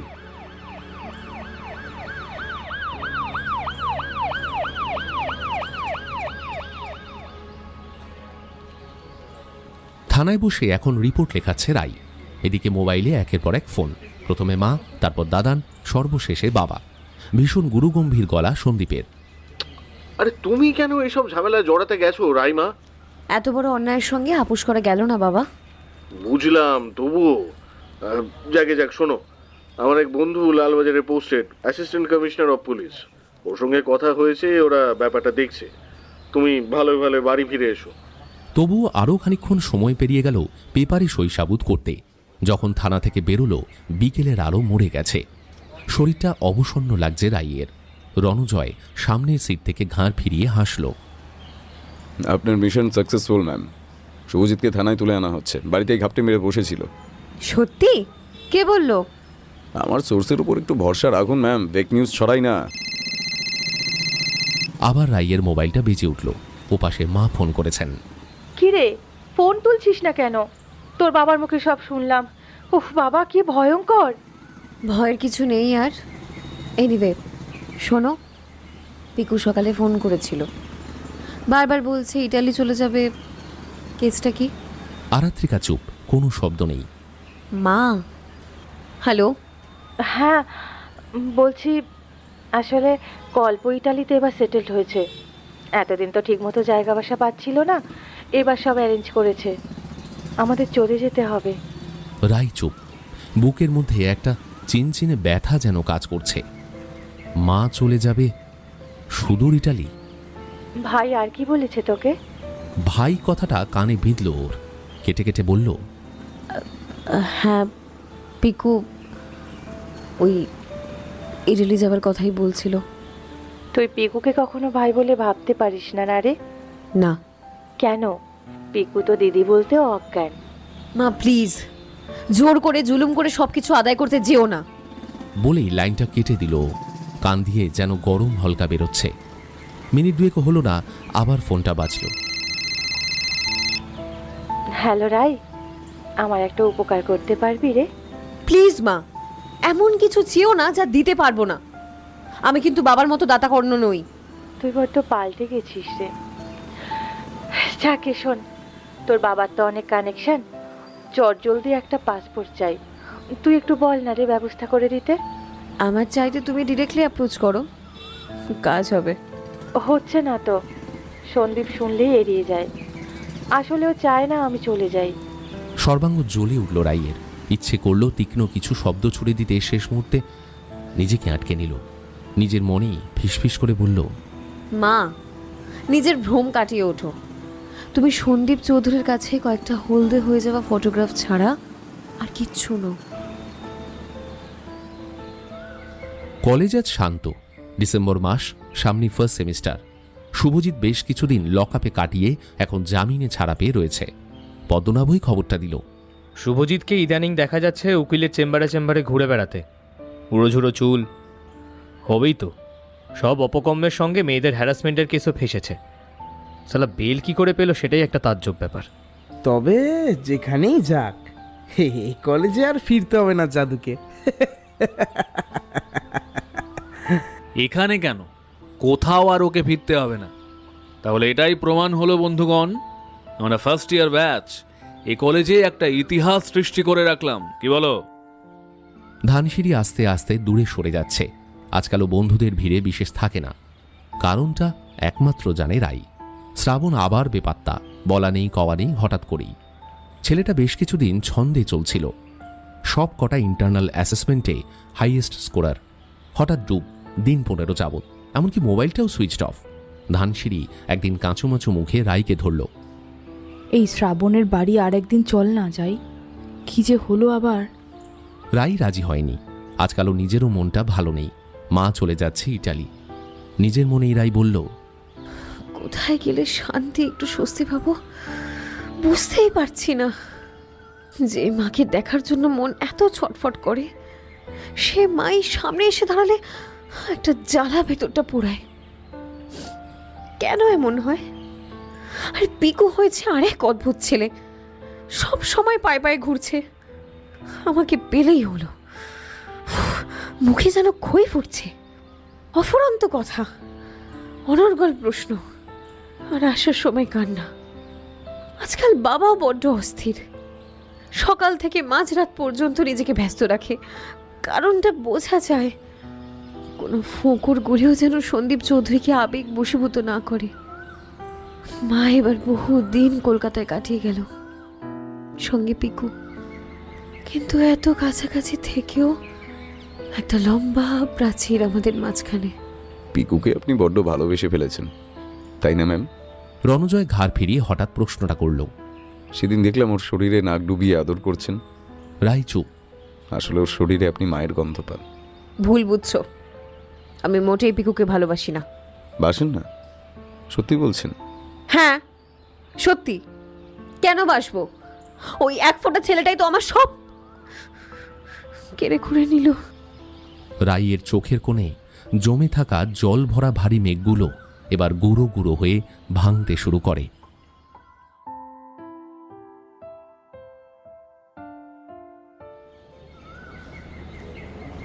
পদ্মরাজ রিহার্সাল আছে, দুটো ক্লাস না করেই ঠিক করেছে কলেজ কাটবে।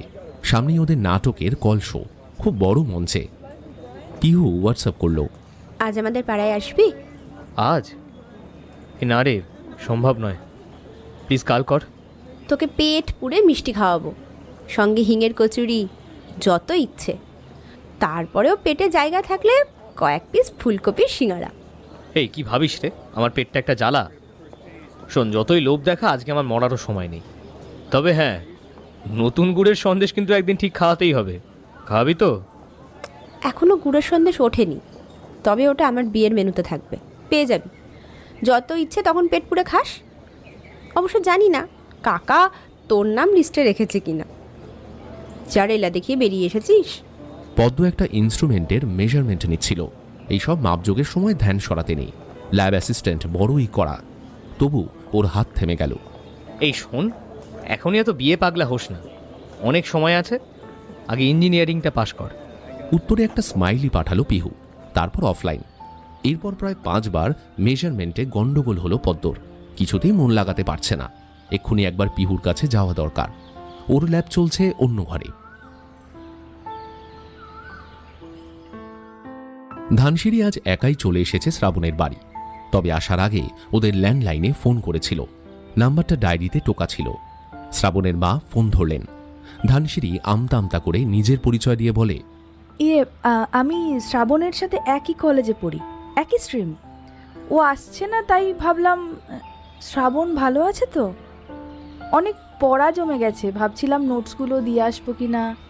হ্যাঁ এসো না, শ্রাবণ তো বাড়িতেই আছে। ও তো বললো কয়েকদিন কলেজ যাবে না। আমি আর কি করি বলো? ওর মায়ের গলার স্বরটা ভারী আন্তরিক। অত ধনী পরিবারের বউ কেউ বলবে না। আজ আর দারোয়ান গেট খুলতে দেরি করল না, যেন আগাম খবর ছিল ও আসবে। তাকিয়েছিল রাস্তার দিকে। অটো থেকে নামতেই গেট খুলে হাসল, তারপর একেবারে লিফট পর্যন্ত পৌঁছে দিল। শ্রাবণের মা দরজা খুলে দাঁড়িয়ে আছেন হাসি মুখে। এসো এসো, ভেতরে এসো। ধানসিঁড়ির পিঠে একটা হাত রাখেন তিনি। স্পর্শটা ভালো লাগলো ধানসিঁড়ির, নিজের মায়ের মতো। আগে আমার ঘরে তো একটু বসো, তারপর নয় বন্ধুর কাছে যেও। ও আসলে এখন একটু ঘুমোচ্ছে গো। তুমি আসবে সেটা আমি বলে রেখেছি। তুমি কি শ্রাবণের বেস্ট ফ্রেন্ড? হ্যাঁ, বেস্ট ফ্রেন্ড কি জানি। তোমরা কোথায় থাকো? ঘরের কোনায় একটা বেঁটে ফ্রিজ থেকে উনি ছোট্ট একটা স্কোয়াশের বোতল বার করলেন। গ্লাসে ঢালতে ঢালতে বললেন, খেয়ে নাও, বেশি ঠান্ডা নয়। বীরেন কুণ্ডু লেনে। ও মা, আমি তো ওই পাড়ারই মেয়ে। সারদা মন্দির গার্লস স্কুলে পড়তাম। আমার মায়ের কাকা ওই স্কুলেই পড়াতেন। রূপঙ্কর দে চিনবেন হয়তো, মাও ওখানে পড়েছে। ও মা, বিলক্ষণ চিনি। রূপঙ্কর স্যার তো আমাদের গানের ক্লাসও নিতেন। কি উদাত্ত কণ্ঠ ছিল গো। আর দাঁড়াও দাঁড়াও, তোমার মা কোন ইয়ার পাস আউট গো? কিছু জানো? মানে মাধ্যমিক কোন সালে? না, তবে শুনেছি মাকে স্কুলে এক ডাকে সবাই চিনত। নাটক, কবিতা, গান সব কিছুতেই অ্যাক্টিভ পার্টিসিপেশন ছিল মায়ের। অলকানন্দা বোস মায়ের নাম, মানে পুরনো পদবিতে। আরে চিনি তো, তুমি অলকানন্দার মেয়ে? ও মা, দেখেছো কি কাণ্ড! শোনো, আমি মালবিকা, মাকে জিজ্ঞাসা করো। তোমার মায়ের থেকে আমি 1 বছরের সিনিয়র। বলতে বলতে এগিয়ে আসছেন মালবিকা, ওর চিবুক ছুঁয়ে চুমু খেলেন। কি ভালো ছিল গো মেয়েটা। এই এই তুমি এক্ষুনি ওর একটা ফোন নম্বর আমাকে দাও তো। জানো কতবার আমি অলকাকে শাড়ি পরিয়ে দিয়েছি ফাংশনের জন্য? প্লিট ফেলতে পারতো না আঁচলের। কি রে, তুই কখন এসেছিস? পেছনে হঠাৎ শ্রাবণের গলা। ধানসিঁড়ি গ্লাস হাতেই ঘাড় ফেরায়। দরজার কাছে দাঁড়িয়ে শ্রাবণ, এক মুখ দাড়ি, আরও যেন মোটা হয়েছে, খালি গা, কেমন থমথমে মুখ। এই তো খানিক আগে কাকিমার সঙ্গে গল্প করছি। আয় আমার ঘরে আয়। আসছি, তুই যা, আসছি। শ্রাবণ নিজের ঘরের দিকে চলে গেল। মালবিকা একটু সরে এলেন। ভীষণ কাছাকাছি দুজনে এখন। ওর মাথায় হাত বোলাতে বোলাতে তাকিয়ে কি যেন দেখছেন। তুমি শ্রাবণকে একটু বোঝাও, ছেলেটা না আবার ডিপ্রেশনে চলে যাচ্ছে। ওকে নিয়ে যে কি করি। আগে ভাবতাম বাবার উপর ওর যত অভিমান, কিন্তু এখন তো মনে হয় ওর মধ্যে আরও একটা শূন্য স্থান আছে। হয়তো ওটা ভরাট হলে। শ্রাবণের গলা পাওয়া গেল পাশের ঘর থেকে, চেঁচিয়ে ডাকছে, ধানসিঁড়ি, এই কি রে, আয়। ও খুব ধীরে সোফা থেকে উঠে দাঁড়ালো। মালবিকা বলেন, এই দাঁড়া, ওর জন্য 1 গ্লাস শরবত নিয়ে যা, দুজন গল্প করতে করতে খাবি। এত অল্পতে তুমি থেকে তুই সম্বোধনটা কেমন নাড়িয়ে দিল ওকে। গাঢ় চোখে চাইল ধানসিঁড়ি। মালবিকা হাসছেন। রামকৃষ্ণ মিষ্টান্নের ভেতরটা আজ অদ্ভুত রকমের ফাঁকা, অথচ এখন ভরা বিকেল। অন্যদিন খদ্দেরের লম্বা লাইন সাপের মতো এঁকে বেঁকে চলে যায়। একটা গোটা বেঞ্চ দখল করে বসলো ওরা দুজন, পিহু আর পদ্ম। গরম গরম 2 প্লেট কচুরিও চলে এসেছে ইতিমধ্যেই। পদ্ম এক টুকরো ভেঙে মুখে দিয়েই বলল, এই কেসটা কি বলতো? তখন থেকে বিয়ে বিয়ে করে যাচ্ছিস? বিয়ে হবে বলেই বিয়ে করছি। সামনের মাসে 2 তারিখ আসতে হবে, কিন্তু মাঝে একদিন এসে সবাইকে কার্ড দিয়ে যাব। পাক্কা 1 মাস বাকি। কাল থেকে আর কলেজ আসছি না। মানে তোর কি এখন বিয়ের বয়স নাকি? পারবি এরপরে ইঞ্জিনিয়ারিংটা কন্টিনিউ করতে? মনে হয় না। ইউএসএ চলে যাব, দেখি ওখানে গিয়ে যদি কোনো টেকনিক্যাল কোর্স কিছু। আর বয়সের কথা কি যেন বললি? আমাদের পরিবার ভাবে 20তেই বুড়ি, আর আমার এক্স্যাক্টলি এখন 20তে পা। সুতরাং খাপে খাপে মিলে গেল।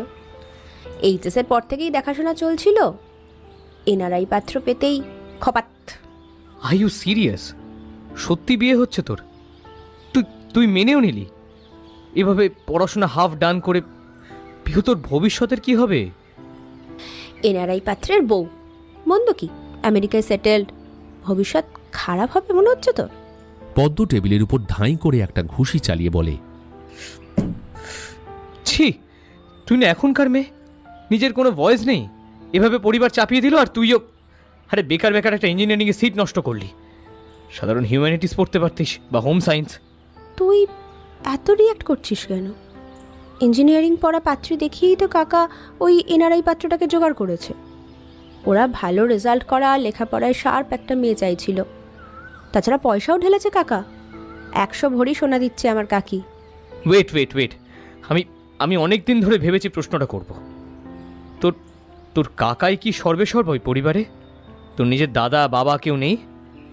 দাদা নেই, বাবা আছে, তবে ডরমেন্ট কন্ডিশনে, ঘুমন্ত অবস্থা। সকাল থেকে বোতল খুলে ডুবে যায়। তার কিবা দিন কিবা রাত। পদ্মর চোখে অবাক চাহনি। একসময় মাথা নামিয়ে ফিক করে হাসল। কি রে হাসছিস যে? কিছু না, এমনি। এই শোন, আজ কিন্তু কচুরিতে কিছু একটা কম পড়েছে, আগের সেই টেস্টটা নেই। বলতে বলতে প্লেটটাকে ও দূরে ঠেলে দেয়।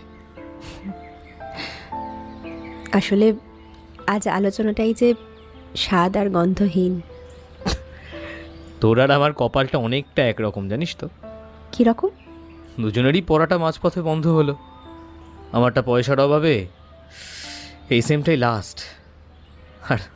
আর তোরটা তো বেশি পয়সার কারণে, নইলে আবার এনআরআই জুটতো না। আর চট করে বিয়েটাও হতো না।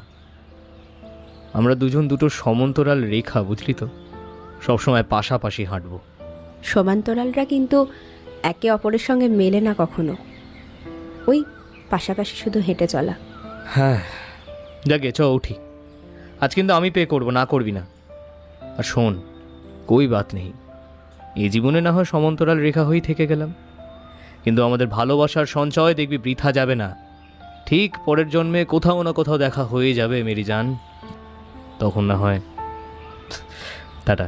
পিহু হাসছে, ওর চোখে মুক্ত দানার মতো আটকে আছে ছোট ছোট দুটো অশ্রুকণা। বলে, অভিনয়টা ছাড়িস না, হাজার কষ্টেও চালিয়ে যাস, একদিন খুব বড় হবি দেখিস। পদ্ম মানিব্যাগ থেকে টাকা বার করে দাম মিটিয়ে দিল। ওরা এবার দুজন দুটো আলাদা রাস্তার দিকে হেঁটে যাবে।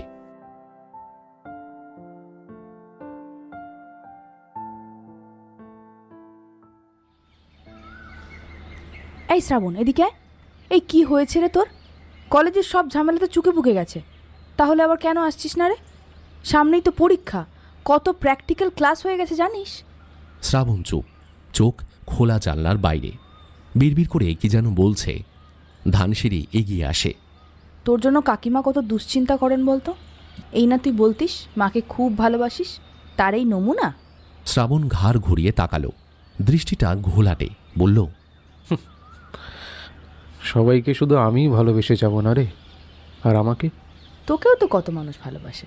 এই যে আমি ছুটে এলাম, নে এক চিমুক খেয়ে নে তো। শ্রাবণ বাধ্য ছেলের মতো কথা শুনল। Good boy. এই, কেন কলেজে যাচ্ছিস না? এত ব্রিলিয়ান্ট তুই, কেরিয়ারটাকে নষ্ট করবি? আমার ভালো লাগে না রে ক্লাসে যেতে। ক্লাসে সবাই না আমাকে খ্যাপায়, বলে কোথায় তোর ময়ূরা, কি তিস্তা, তোষরা কোথায়? তাদের কোনো অস্তিত্ব নেই। তুই তুই নাকি একটা পাগল। আমি নাকি পাগল ভাব। ধানসিঁড়ির কি যেন হলো হঠাৎ। শ্রাবণের মুখটা টেনে নিল নিজের বুকে, তারপর কপালে চোখের পাতায় চুমু দিতে দিতে বলল, কে রে? কে তোকে খেপায় একবার বল তো। না না, তুই একবার বল। তোরকে বিশ্বাস করিস না তো? তুই একদিন দেখবি, তুই দেখবি একদিন। কি দেখবো বল? কেউ একদিন ঠিক আসবে আমার পাশে বসতে, আসবেই। রাইট, আসবেই একদিন। তবে সেই বন্ধুটার নাম যদি হয় ধানসিঁড়ি, পাশে বসতে দিবি? শ্রাবণ চুপ, ফ্যাল ফ্যাল করে তাকিয়ে রইল খানিকক্ষণ। তবে যেদিন থেকে সেই ধানসিঁড়ি তোর পাশে বসবে, ময়ূরাক্ষী, তিস্তা, তোরসা, মহানন্দরা কিন্তু আউট। রাজি? শ্রাবণ তাকিয়েই আছে, তারপর বাচ্চা ছেলের মতো একটা হাসি দিল। হাসতে হাসতে আঁকড়ে ধরল ওকে, যেন একটা নির্ভরতার আশ্রয় খুঁজে পেয়েছে। সত্যি? তুই তুই জার্কি মারছিস না তো আমার সাথে? হ্যাঁ সত্যি।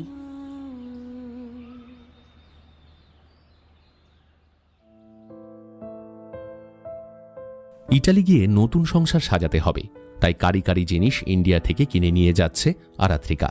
তার মধ্যে ছেলের খেলনাপাতির বহরও কম নয়। জানুয়ারিতে পিকুর জন্মদিন। কল্প চায় ওখানেই ছেলের জন্মদিন সেলিব্রেট করা হোক। দারুণ সুন্দর একটা অ্যাপার্টমেন্ট নিয়েছে সে, স্ত্রীর মনের মতো করে সাজিয়েছে। পাড়াটাও চমৎকার, শান্ত, নিরিবিলি। প্রত্যেকটা বাড়ির সামনে আর রাস্তার ধারে ধারে ফুলের সমাহার। প্রতিদিনই ভিডিও কল করে সব দেখানো চাই কল্পর। আরাত্রিকা মুগ্ধ চোখে দেখে, কি সুন্দর ছিমছাম জায়গা। ওদিকে পিকু বাবার সঙ্গে কথা বলতে বলতে তার বস্তা বস্তা খেলনাপাতিও দেখাতে থাকে। বেশিরভাগই তার রাই দিদি কিনে দিয়েছে, বলে যায় বারবার। বড়দিনের পরেই ওরা রওনা হবে ইটালির উদ্দেশ্যে। আরাত্রিকার বাবা চেয়েছিলেন নাতির জন্মদিনটা এখানেই হোক। কল্প রাজি নয়। সন্দীপ নিজের এত ব্যস্ততার মাঝেও ওদের পাসপোর্টের কাজটা করে দিয়েছে, নইলে এত তাড়াতাড়ি সবকিছু ব্যবস্থা হতো না। সেদিন দুপুর নাগাদ আরাত্রিকার ফোন এলো সন্দীপের মোবাইলে। ব্যস্ত আছো? একটু কথা ছিল। মিটিং মাঝখানে থামিয়ে সন্দীপ উঠে যায় ঘরের বাইরে। অন্য ফোন হলে ধরত না, আরাত্রিকার বলেই ধরল। চেম্বারের বাইরে ব্যালকানিতে দাঁড়িয়ে সন্দীপ কথা বলে। চটপট বলো, কি বলবে? মিটিং ছেড়ে এসেছি। আর 10 দিন বাদে ইন্ডিয়া ছাড়ছি। জানি। আবার কবে ফিরবো জানি না। ফেরার দরকারটাই বা কি? ইটালি সুন্দর দেশ, গুছিয়ে ঘরকন্যা করবে, অবশ্য এখনো তোমার মা বাবা জীবিত, মাঝে মাঝে মন কেমন হতেই পারে। কেন? বাবা মা ছাড়া আর কারোর জন্য মন কেমন করতে পারে না বুঝি? উত্তরে সন্দীপ চুপ। ইচ্ছে করল একটা সিগারেট ধরাতে ধরাতে কথাগুলো শুনতে, কিন্তু মিটিং রুমে ঢুকতে হবে।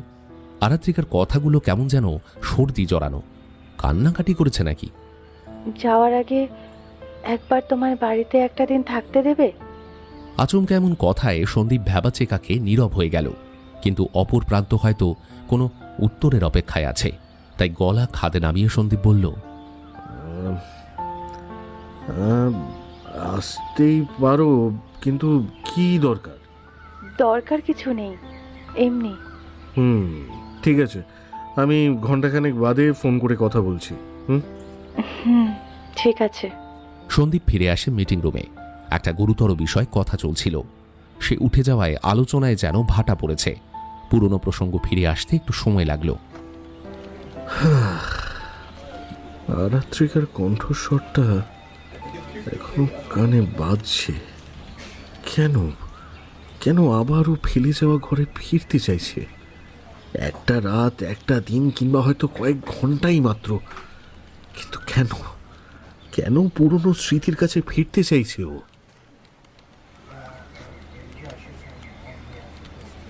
সেলস ম্যানেজারের কথায় সন্দীপের হুঁশ ফিরল। ভ্রু কুঁচকে বলল, হ্যাঁ হ্যাঁ, কিন্তু বিদেশি মার্কেটিংয়ের সঙ্গে এটা আমাদের প্রথম কাজ। টাইমলি ডেলিভারির ব্যাপারটা কমিটমেন্টে রাখতে না পারলে আমাদের রেপুটেশনই খারাপ হয়ে যাবে। স্যার বলছি, কোভিড যেভাবে হু হু করে ছড়াচ্ছে, আই থিঙ্ক এক্সপোর্ট সিস্টেম ভীষণভাবে মার খাবে, মানে আগামী কয়েকদিনের জন্য। আমাদের বুঝে শুনে কিন্তু কনসাইনমেন্ট পাঠাতে হবে স্যার। মোবাইলটা আবার বেজে উঠল। সন্দীপ বিরক্ত। স্ক্রিনের দিকে তাকিয়ে দেখল ওপাশে রণজয়। সহসা ফোন করে না সে। কথাবার্তা যা কিছু বাড়িতেই হয়। কোনো সমস্যা হলো কি ঘরে? হ্যালো, কি ব্যাপার? স্যার, আমার কাজ শেষ, এবার যে ছুটি চাই। মানে কিসের শেষ? আমি তো তোমাকে এখন ছাড়তে পারবো না ভাই। তা বললে যে হবে না স্যার। আমরা কোম্পানি থেকে একটা নির্দিষ্ট সময়ের জন্য আসি, নির্দিষ্ট একটা মিশন নিয়ে। আমার মিশন কমপ্লিট, তাই এবার চলে যাওয়ার পালা। কি যে সব আবল তাবল বকছে ছেলেটা, মাথায় কিছুই ঢুকল না সন্দীপের। সামনে তাকিয়ে দেখল তার দিকে তাকিয়ে আছে গোটা 15 মানুষ। বারবার গুরুত্বপূর্ণ আলোচনায় ছেদ পড়ায় তারা একটু বিরক্ত, একটু লজ্জা পেল সে মনে মনে। স্পিকারে মুখ রেখে কেটে কেটে বলল, আচ্ছা আচ্ছা, 2 দিন সময় দাও আমাকে, আমি বসবো তোমার সঙ্গে। Now I am just badly busy. হ্যাঁ ব্যানার্জি, ইউ ক্যারি অন। কোথায় যেন আমরা থেমেছিলাম? মিটিং আরও কিছুক্ষণ চলার পর শেষ হলো এক সময়। আজ একটু আগেই বাড়ি ফিরে আসে সন্দীপ। গাড়িতেই জরুরি কয়েকটা ফোন সেরে নেয়। প্রথমেই আরাত্রিকা। একবার কেটে দিয়ে দ্বিতীয়বার রিং করার পর ও ধরল। হ্যাঁ বলো। আমি তো ভাবলাম ভুলেই গেছো ফোন করার কথা। না, ভুলবো কেন, আসলে একটা জরুরি কথা বলার ছিল। এত হেজিটেট করো না তো, আমি আজ করতে পারছি। কি বলবে? কি বলবো? তুমি আসলে চাইছো না আমি ও বাড়িতে যাই, কটা দিন কাটাই, তাই তো? ঠিক আছে, যাব না। আসলে আমি না ভীষণ বোকা, সব কিছু নিজের মতো করেই ভাবি। ঠিক, নিজের মতো করে সব ভেবে বসে থাকো তুমি। আরে একদিন কেন, যে কদিন তোমার ইচ্ছে তুমি থেকে যাও না ওখানে। আমার বা রাইয়ের কারোরই কোনো আপত্তি নেই, আর থাকবেই বা কেন বলো তো। কিন্তু কিন্তু কি? আচ্ছা, তুমি ইটালির পরিস্থিতি তো জানোই। কোভিড সাংঘাতিকভাবে ছড়াচ্ছে ওখানে, আর ওখানে এখন যাওয়া মানেই তো বিপদ ডেকে আনা। কল্পও তো বিপদের মধ্যেই আছে। হ্যাঁ, কল্প বিপদে আছে বলে কি তুমিও বিপদে ঝাঁপ দেবে? এটা কোন ধরনের ন্যাকামা বলো তো? তাছাড়া তুমি একটা শিশুকেও সঙ্গে নিয়ে চলেছো। তার চাইতে আমার একটা অ্যাডভাইস শোনো, কল্পকে ফিরে আসতে বলো যত শিগগিরই সম্ভব। আই গেস কয়েকদিনের মধ্যেই সমস্ত ফ্লাইটও বন্ধ হয়ে যাবে। থ্যাঙ্কস ফর ইয়োর কনসার্ন, কিন্তু ইটালিতে আমাদের পৌঁছতেই হবে। কল্প অস্থির হয়ে আছে আমাদের জন্য, আর ওর অনেক দিনের স্বপ্ন বিদেশে চাকরি করবে। সো আমার ধারণা এখনই চাকরি ছেড়েও ফিরবে না। আচ্ছা, কল্পকে নিজের জীবন বাজি রেখে ওখানে কাটাবে ভেবেছো? আচ্ছা, তুমি আমাকে কল্পের নাম্বারটা দেবে প্লিজ, আমি না হয় ওকে বোঝাবো। এখনো সময় আছে, শোনো। Don't be worried so much. কল্প বাচ্চা ছেলে নয়, তাছাড়া ওর শরীরও ভালো যাচ্ছে না, আমাকে পৌঁছতেই হবে। ওখানে গিয়ে ভালো কোনো ডক্টরের সঙ্গে কনসাল্ট করতে হবে। কেন, কি হয়েছে আবার? কাল ভিডিও কলে দেখছিলাম, ভীষণ টায়ার্ড লাগছে ওকে। অবশ্য পরিশ্রমও তো প্রচুর, সারাদিন কলেজ, তারপর আবার বাড়ি ফিরে একা একা হাত পুড়িয়ে খাচ্ছে। সুগার, বিপি লেভেল দুটোই নাকি হাই। সন্দীপ আর কথা বাড়ালো না, বুঝে যায় আরাত্রিকার কথাই শেষ কথা। শুধু ফোন ছাড়ার আগে নিচু গলায় সে বলে, জেদটা তোমার বরাবরই বেশি, এর জন্য অনেক দাম দিতে হয় এবং হয়তো ভবিষ্যতেও হবে।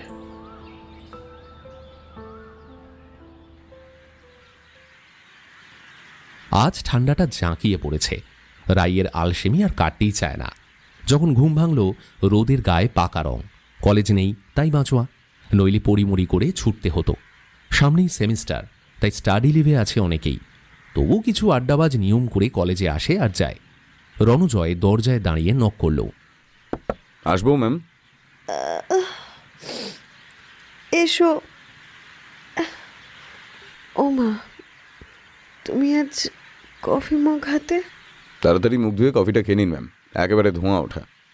আজ আপনাদের কিচেনে ঢুকে পড়েছিলাম শটান। বাপরে, সরলা মাসি আর বাঁটুলের মায়ের কি দাপট!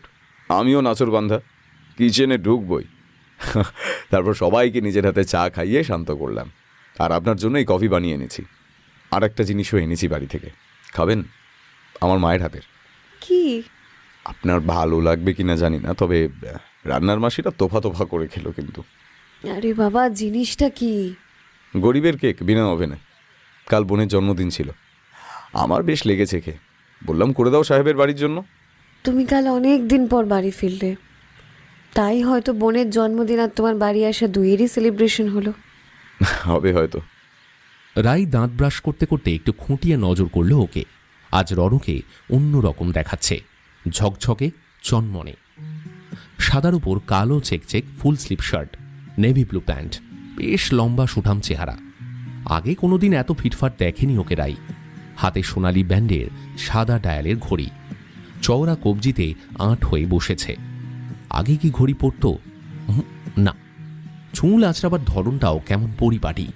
রাই চোখ মুখ ধুয়ে আবার গুছিয়ে বসেছে বিছানায়, চুমুক দিল কফিতে। কই আমার কেকটা কই? আনবো? আপনারা তো দামি কেক খান। তাহলে এত জাঁক করে কেকের কথা বলা কেন বাপু? শিগগির নিয়ে এসো। রণজয় তরবর করে সিঁড়ির দিকে ছুটল। নিমিষের মধ্যে ফিরেও এলো, একটা ট্রেতে গোলাকার একটা বাদামি কেক, গায়ে বেশ বাদাম আর কিসমিস দেওয়া। আরে নাইস, পাম কেক, আমার ফেভারিট। বলতে বলতেই কেকের গা থেকে খুঁটে একটু মুখে দিল রাই। চোখ বুজে একটা আয়েসের শব্দ করল। ডেলিশিয়াস। মা বরাবরই কেক ভালো বানায়। রাই কেক খেতে খেতে কফিতে চুমুক দিচ্ছে, জিভে দুটো স্বাদই লেগে রয়েছে।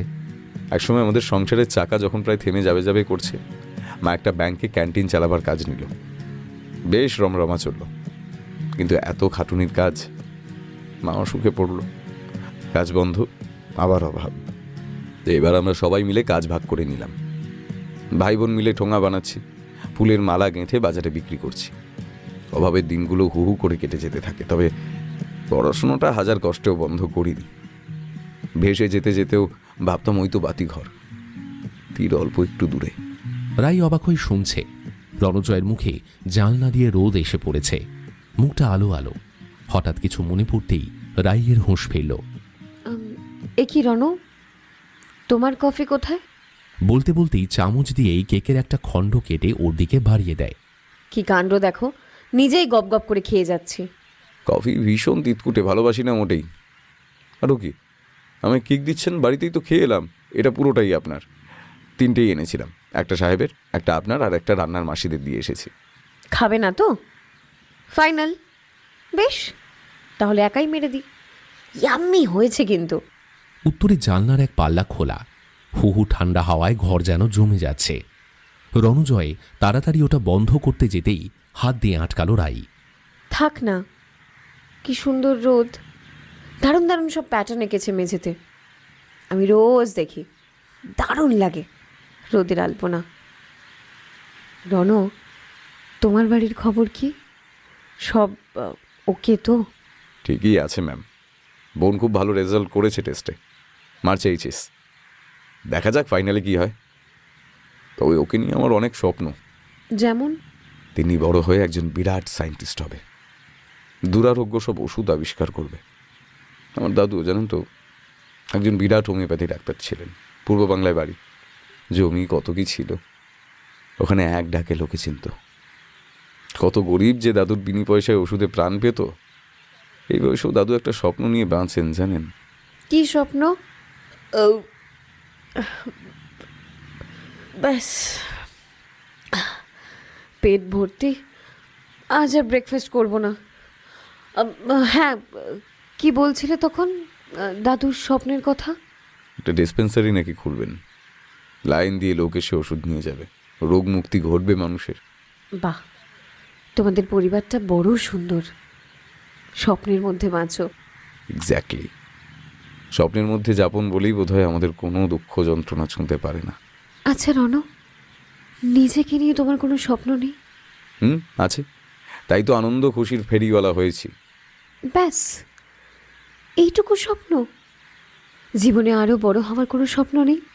আমাদের সবার জীবনটাই বড় ছোট ম্যাম, অল্প সময়ের খেলা, টি20 ম্যাচ, এই শুরু এই শেষ, বুঝতে বুঝতেই ইনিংস শেষ। তাই নিজের মনের মতো করে বাঁচার নামই স্বপ্ন পুরো। রাইয়ের মনটা আজ বেশ ভালো লাগছে। এভাবে অনেকদিন রণজয়ের সঙ্গে কথা হয় না, পড়াশোনা নিয়ে ব্যস্ততায় কাটে। তাছাড়া ইদানিং মনটা ভালোও যাচ্ছে না। সকালে ঘুম ভাঙে একটা চাপ চাপ কষ্ট নিয়ে। মা চলে যাচ্ছে, কাছে পিঠে নয়, সুদূর ইটালি।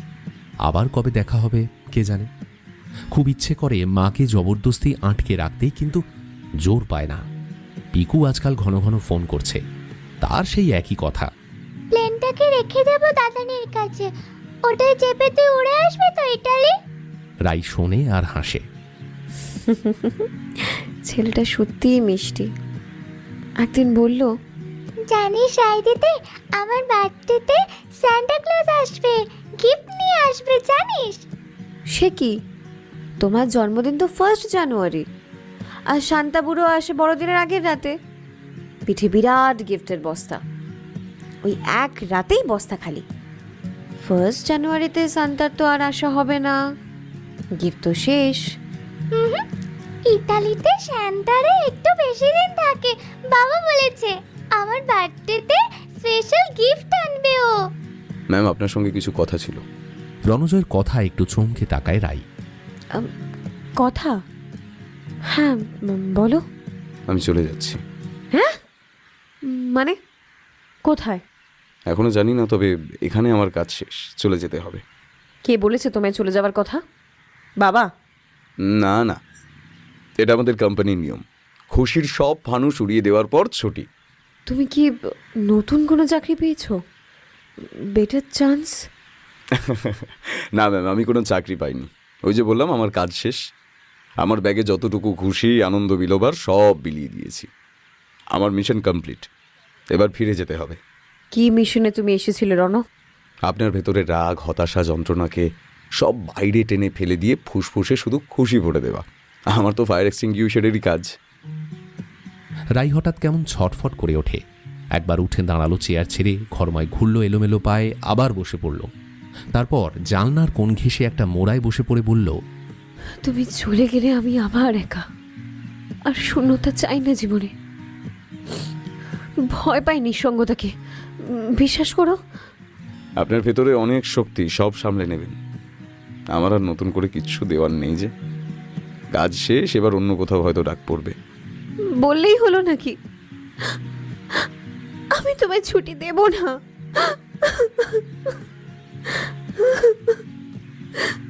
রণজয় মুখ সরিয়ে নেয়, চোখের কোণটা শিরশির করছে। কোথাও কোনো পাহাড়ে বুঝি ধস নামছে। ডেলা ডেলা নুড়ি পাথর পাহাড় বেয়ে ঝরে চলেছে অনর্গল। ও রাইয়ের দিকে এগিয়ে যায়। ম্যাম, বিশ্বাস করুন, আপনার জীবনে নতুন করে কোনো শূন্যতা আসেনি। আপনি আগেও যেমন ছিলেন, এখনো সেখানেই আছেন। তাই বুঝি? তুমি দেখতে পাচ্ছ না, মা, পিকু সবাই ওরা চলে যাচ্ছে আমাকে একা রেখে। কাউকে আঁকড়াতে গেলে কেন তারা ছেড়ে চলে যাবে আমাকে? মা তো আপনার থেকে অনেক দিনই বিচ্ছিন্ন, আর পিকুকে তো আপনি ভালোই বাসেন না বলেন। সব মুখের কথা কি সত্যি হয়? তা ঠিক,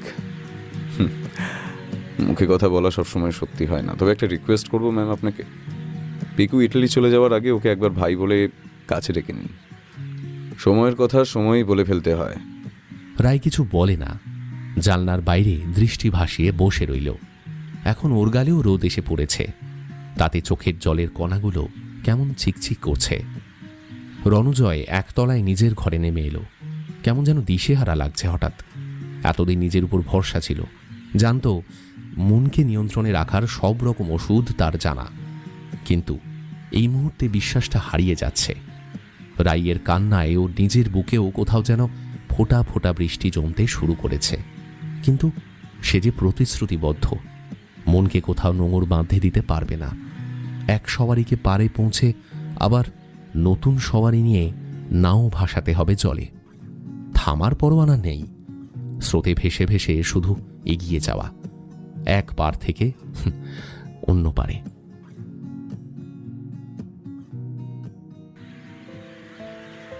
সন্দীপের বাড়িতে একদিনের জন্য এসে আরাত্রিকা রয়ে গেল 3 দিন। তবে আজ ফিরতেই হবে টালিগঞ্জ, পরশু ইটালির ফ্লাইট। টুকটাক ঘর গোছাতে গোছাতে কত কি ভাবনা উড়ে আসে তার মাথায়। কেন এতদিন পর আবার এলাম আমি এখানে? স্মৃতি খুঁজতে, নাকি পুরনো সংসারটা দেখতে? কিছু কি পেলাম? কে জানে। তবে সেদিন সন্দীপের ঘরের আলমারি গোছাতে গিয়ে হাতে ঠেকল একটা মোটা সোটা খাম, ভেতরে ঠাসা ছবি, তাদের যৌথ যাপনের স্মৃতি। ভেতরটা কেমন যেন কেঁপে উঠল। চোরের মতো পালিয়ে এলো ড্রয়ার বন্ধ করে, তারপর থেকে নিজেই কাটাছেঁড়া করছে সমানে। যে পূর্ণতার আশায় কল্পর কাছে ছুটে গিয়েছিলাম, ভরাট হয়েছে সে শূন্যস্থান। উত্তর নেই। আসলে মেয়েদের কিছু কিছু জায়গা বোধহয় সবসময় শূন্যই থাকে। ও ডান চোখটা আজ কেঁপেই চলেছে সকাল থেকে। চোখ ঘষল আলতো হাতে, মনটা কেমন যেন কু গাইছে। কল্পর শরীরটা ভালো যাচ্ছে না, জ্বর সর্দি কাশিতে কাবু। গতকাল রাতে ফোনে কথা হয়েছে, এখন কি একবার ফোন করব? দুপুর 12:30 বাজে, ওখানে সকাল 8টা। এখন বাবুর কি ঘুম ভেঙেছে? কি জানি। সন্দীপ বলে গেছে আজ একসঙ্গে দুপুরের লাঞ্চ সারবে। বাড়িতে স্পেশাল মেনু বলে কথা। কয়েকটা দিন ছুটি নিয়েছিল বাড়িতে, বেশ কেটে গেছে দিনগুলো। খাওয়া, আড্ডা, বাইরে ঘোরাঘুরি। কিন্তু ওই অফিস থেকে ফোনে এরপর ফোন। অগত্যা জয়েন করতে হয়েছে। কিন্তু 1টা বেজে গেল, সন্দীপের ফেরার নাম নেই কেন? রায়ও তো বারবার ওর বাবাকে মোবাইলে চেষ্টা করছে, রিং হয়ে যাচ্ছে অথচ ফোন ধরছে না। কি হলো?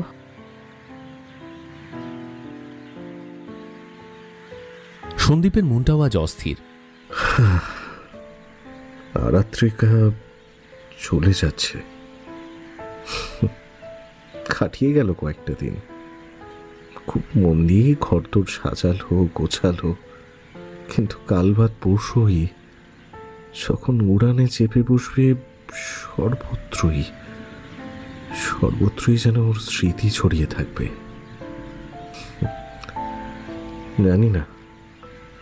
জানি না আবার কত সময় লাগবে সে সব কিছু মুছে ফেলতে। বিগত 9 বছর ধরে একটা রাতও শান্তিতে ঘুমায়নি, অথচ এই 3 দিন বুকে কোনো জ্বালা নেই, যন্ত্রণা নেই, নিশ্চিন্ত ঘুম। 2-1 দিন ধরেই ভাবনাটা এসেছিল, আজ আর নিজেকে বেঁধে রাখতে পারল না। কল্পর হোয়াটসঅ্যাপ নাম্বারে ভয়েস কল করে বসল। বেজে গেল, তুলল না কল্প। তুলেই বা আমি কি বলতাম? আমি তোমাদের মাফ করে দিয়েছি। Live your life happily. আরাত্রিকাকে সুখী করো, নিজেও সুখী হয়েও। হ্যালো। বারবার চেষ্টায় কখন যে লাইন লেগে গিয়েছিল খেয়াল করেনি সন্দীপ। হ্যাঁ হ্যালো, কল্প, আমি কলকাতা থেকে বলছি। সরি, কল্প নয়, আমি কল্পর কলিগ শুভম বলছি। ও একটু অসুস্থ, মানে হাই ফিভার, বাধ্য হয়ে হসপিটালাইজড করতে হয়েছে। বাই দ্য ওয়ে, আপনি ওনার কে হন? ওর স্ত্রীর নম্বরটা আমাদের কাছে নেই, সেই জন্য খবরটাও দিতে পারছি না। সন্দীপের বুকের ভেতরটাকে যেন খিমচে ধরেছে। কি শুনছে ও? নিজেকে বন্ধু বলে পরিচয় দিয়ে ও ফোনটা ছেড়ে দেয়, কিন্তু দুশ্চিন্তাটা মাথায় চাঁক বেঁধে বসল। আরাত্রিকাকে কি খবরটা জানাবে? আধ ঘন্টাও পেরোয়নি, ওপাশে আবার Shubham. Very bad news, oxygen saturation ক্রমশই কমছে, জানি না কি হবে। সন্দীপ ভাষাহারা, চোখ দুটো ঘোলাটে লাগছে। এই প্রথম গল্পর জন্য মনে মনে প্রার্থনা করল, ও ভালো হয়ে উঠুক। আরাত্রিকাকে যে আজও আমি ভালোবাসি, বারবার ওর ঘর ভেঙে যাক কোনোভাবেই চাই না আমি। আর এই ছোট্ট পিকু, বাবার ভালোবাসাও তো এখনো পুরোপুরি পেল না বাচ্চাটা। আজই ফ্যাক্টরিতে নানা রকমের গোলযোগ। একটা মেশিন খারাপ হয়ে গেল আচমকা। এদিকে কনসাইনমেন্ট বেরোনোর কথা দুদিনের মধ্যেই। চেয়ার ছেড়ে সে মেশিন রুমের দিকে যায়। নিজের চোখে দেখতে হবে পরিস্থিতি। কাজের চাপে কল্পুর কথা মাথা থেকে খানিক সরে গিয়েছিল। মোবাইলটাও ফেলে গিয়েছিল ড্রয়ারে। ফিরে এসে দেখে দুটো মিসড ভয়েস কল। বুকটা ধুকপুক করল। সন্দীপ ঘুরিয়ে ফোন লাগায়। ওপাশে শুভমের গলা, গল্প ইজ নো মোর। ডক্টর অনেক চেষ্টা করেছিল।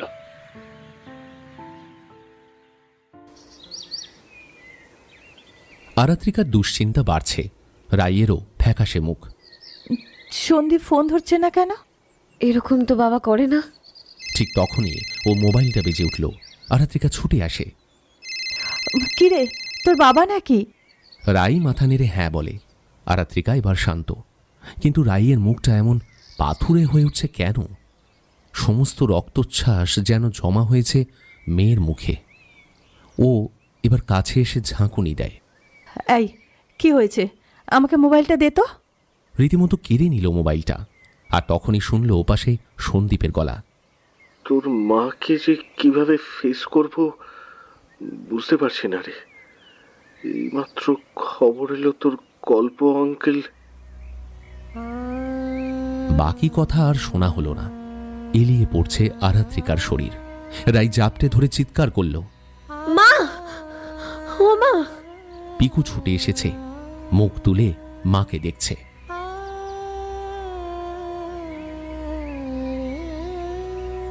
সাত দিন ধরে কারোর চোখে ঘুম নেই। আরাত্রিকা নিথর হয়ে পড়ে আছে বিছানায়।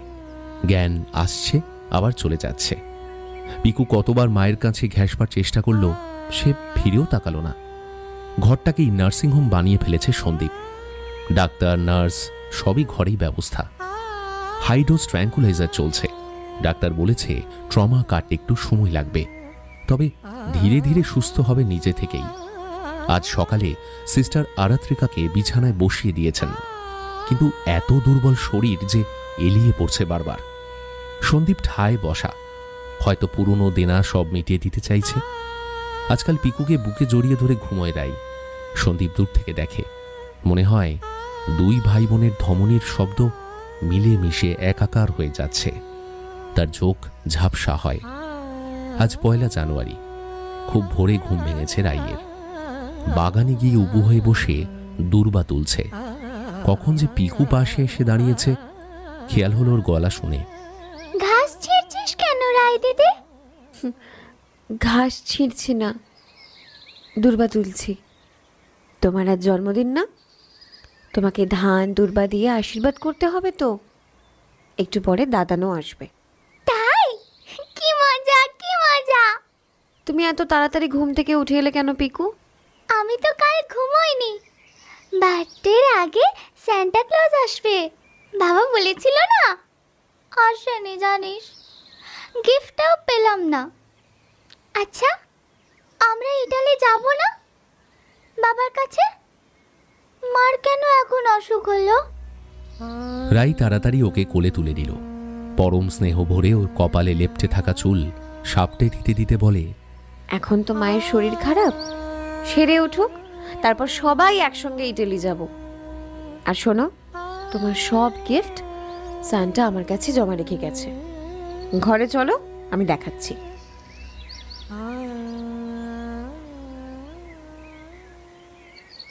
রণজয় আজ চলে যাচ্ছে, কিছুতেই তাকে আর রোখানো গেল না। কাঁধে সেই ঝোলা, তবে আজ তার ব্যাগ শূন্য, শুধু চৌধুরী বাড়ির এক গাদা স্মৃতি ঠাসাঠাসি করে ভরা। রণজয় ভাবে, আবার এই ব্যাগটাকে রিচার্জ করতে হবে, খুশি ভরে নিয়ে ছুটতে হবে অন্য কারোর কাছে। আমি যে আনন্দ আনলিমিটেডের লোক। সন্দীপা রায় মরিয়া চেষ্টা চালিয়েছিল তাকে আটকাবার, না পারেনি। ওর মুখে একটাই কথা, স্যার আমার এখানকার সফর শেষ। রাইয়ের ঘরের জানলা দিয়ে অনেক দূর পর্যন্ত রাস্তাটা দেখা যায়। ও জানলায় দাঁড়িয়ে দেখল রণজয় হেঁটে যাচ্ছে। চেঁচিয়ে ডাকলো একবার, রণ! রণজয় তাকালো না। রাই আবার ডাকে, রণ! রণ! রণজয় হেঁটেই চলে। ওর চাকরির শর্ত পিছু ডাকে সাড়া দিতে নেই। তার এখন আরও দীর্ঘ পথ চলা বাকি। ওদিকে শ্রাবণ, ধানসিঁড়ি, পিহু, পদ্মনাভ যে যার নিজের পথে হেঁটে চলেছে। শ্রাবণকে এখন আর কোনো নদীর কাছে যেতে হয় না। আজ তো একটা নদী ওর কাছে এসে যে ধরা দিয়েছে। ও আর ধানসিঁড়ি এখন পাশাপাশি সিটে বসে। ওদের মা অলোকানন্দা আর মালবিকারাও হয়তো এবার থেকে পাশাপাশি বসবে। পুরনো বন্ধুত্ব, কত ভুলে যাওয়া গান, কত কবিতা, এবার ওরা আওড়ে চলবে একসাথে। জীবনে তো সব সুখ মেলে না, তবু যেটুকু পাওয়া তাই বা কম কি? সেই সুখটুকুকেই ওরা তিলে তিলে যাপন করবে। পিহু এখন এনারাই স্বামীর হাত ধরে আমেরিকায়। তবে ওর আজও মনে পড়ে পদ্মনাভর সঙ্গে বউবাজার স্ট্রিট ধরে হেঁটে যাওয়া বিকেলগুলো। ও নিশ্চয়ই অপেক্ষা করে আছে আবার কবে দেশে ফিরবে। সেদিন পদ্ম আসবে, সমস্ত নাটকের রিহার্সাল বা সিনেমার শুটিং বন্ধ করে ওরা গিয়ে বসবে সেই কচুরি সিঙ্গারার দোকানে কাঠের বেঞ্চে। এই অপেক্ষাটা বড়ই সুন্দর। কিছু কিছু অপেক্ষারা জীবনকে সুন্দর করে। শেষবারের মতো রাই আবার একবার চেঁচিয়ে ডাকল, রণ! রণ! রণজয় এবার সামান্য থমকালো। ও কি একবার ঘাড় ফিরিয়ে তাকাবে? ট্রেনের ভোঁ পড়ছে বারবার। রণজয় গতি বাড়ায়, না, তাকে স্টেশনে পৌঁছতে হবে। জীবনে এখন অনেক নতুন সফর, নতুন যাত্রী। তবু কেন বুকের ভিতর কেউ বলে চলেছে, কপাট খোল। রণজয় দিশেহারা। কি করব এখন? রায় কি ফুঁপিয়ে উঠল? না না না না, এভাবে রায়কে কাঁদানো যাবে না। সবার ফুসফুসে আমি আনন্দ ভরে দিই, চোখের কান্না মুছিয়ে দিই। রণজয় ধীরে ধীরে ঘাড় ফিরিয়ে তাকায়, হাত নাড়ে, বিড়বিড় করে কিছু বলে। কি বলে সেটা শুধু রাই শোনে। ওর মুখে এবার হাসি ছড়াচ্ছে। ও জানতো রণজয় পেরিয়ে যেতে পারবে না। নদীও যে বইতে বইতে একবার ফেলে আসা বাঁকের দিকে ফিরে তাকায়, তাই রাই নিজের মনে বিড়বিড় করে, ব্যাস, আমি জিতে গেছি, আর আটকাবো না তোমায়। তবে আবার এই ছেড়ে যাওয়া স্টেশন থেকেই তোমার সফর শুরু হবে। একই সফরে সেদিন আমিও থাকবো তোমার সঙ্গে। রণজয় কি শুনল? ওই তো হাত নাড়ছে, হাত নাড়তে নাড়তে হাসছে, বলছে, দেখা হবে, দেখা হবে, আবার দেখা হবে।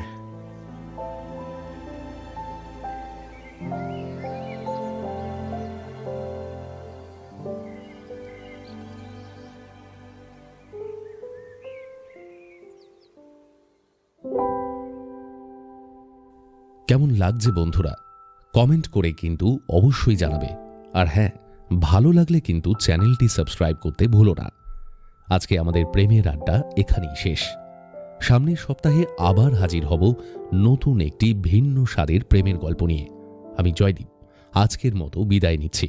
সবাই ভালো থেকো আর শুনতে থেকো এনডি লাভ স্টেশন।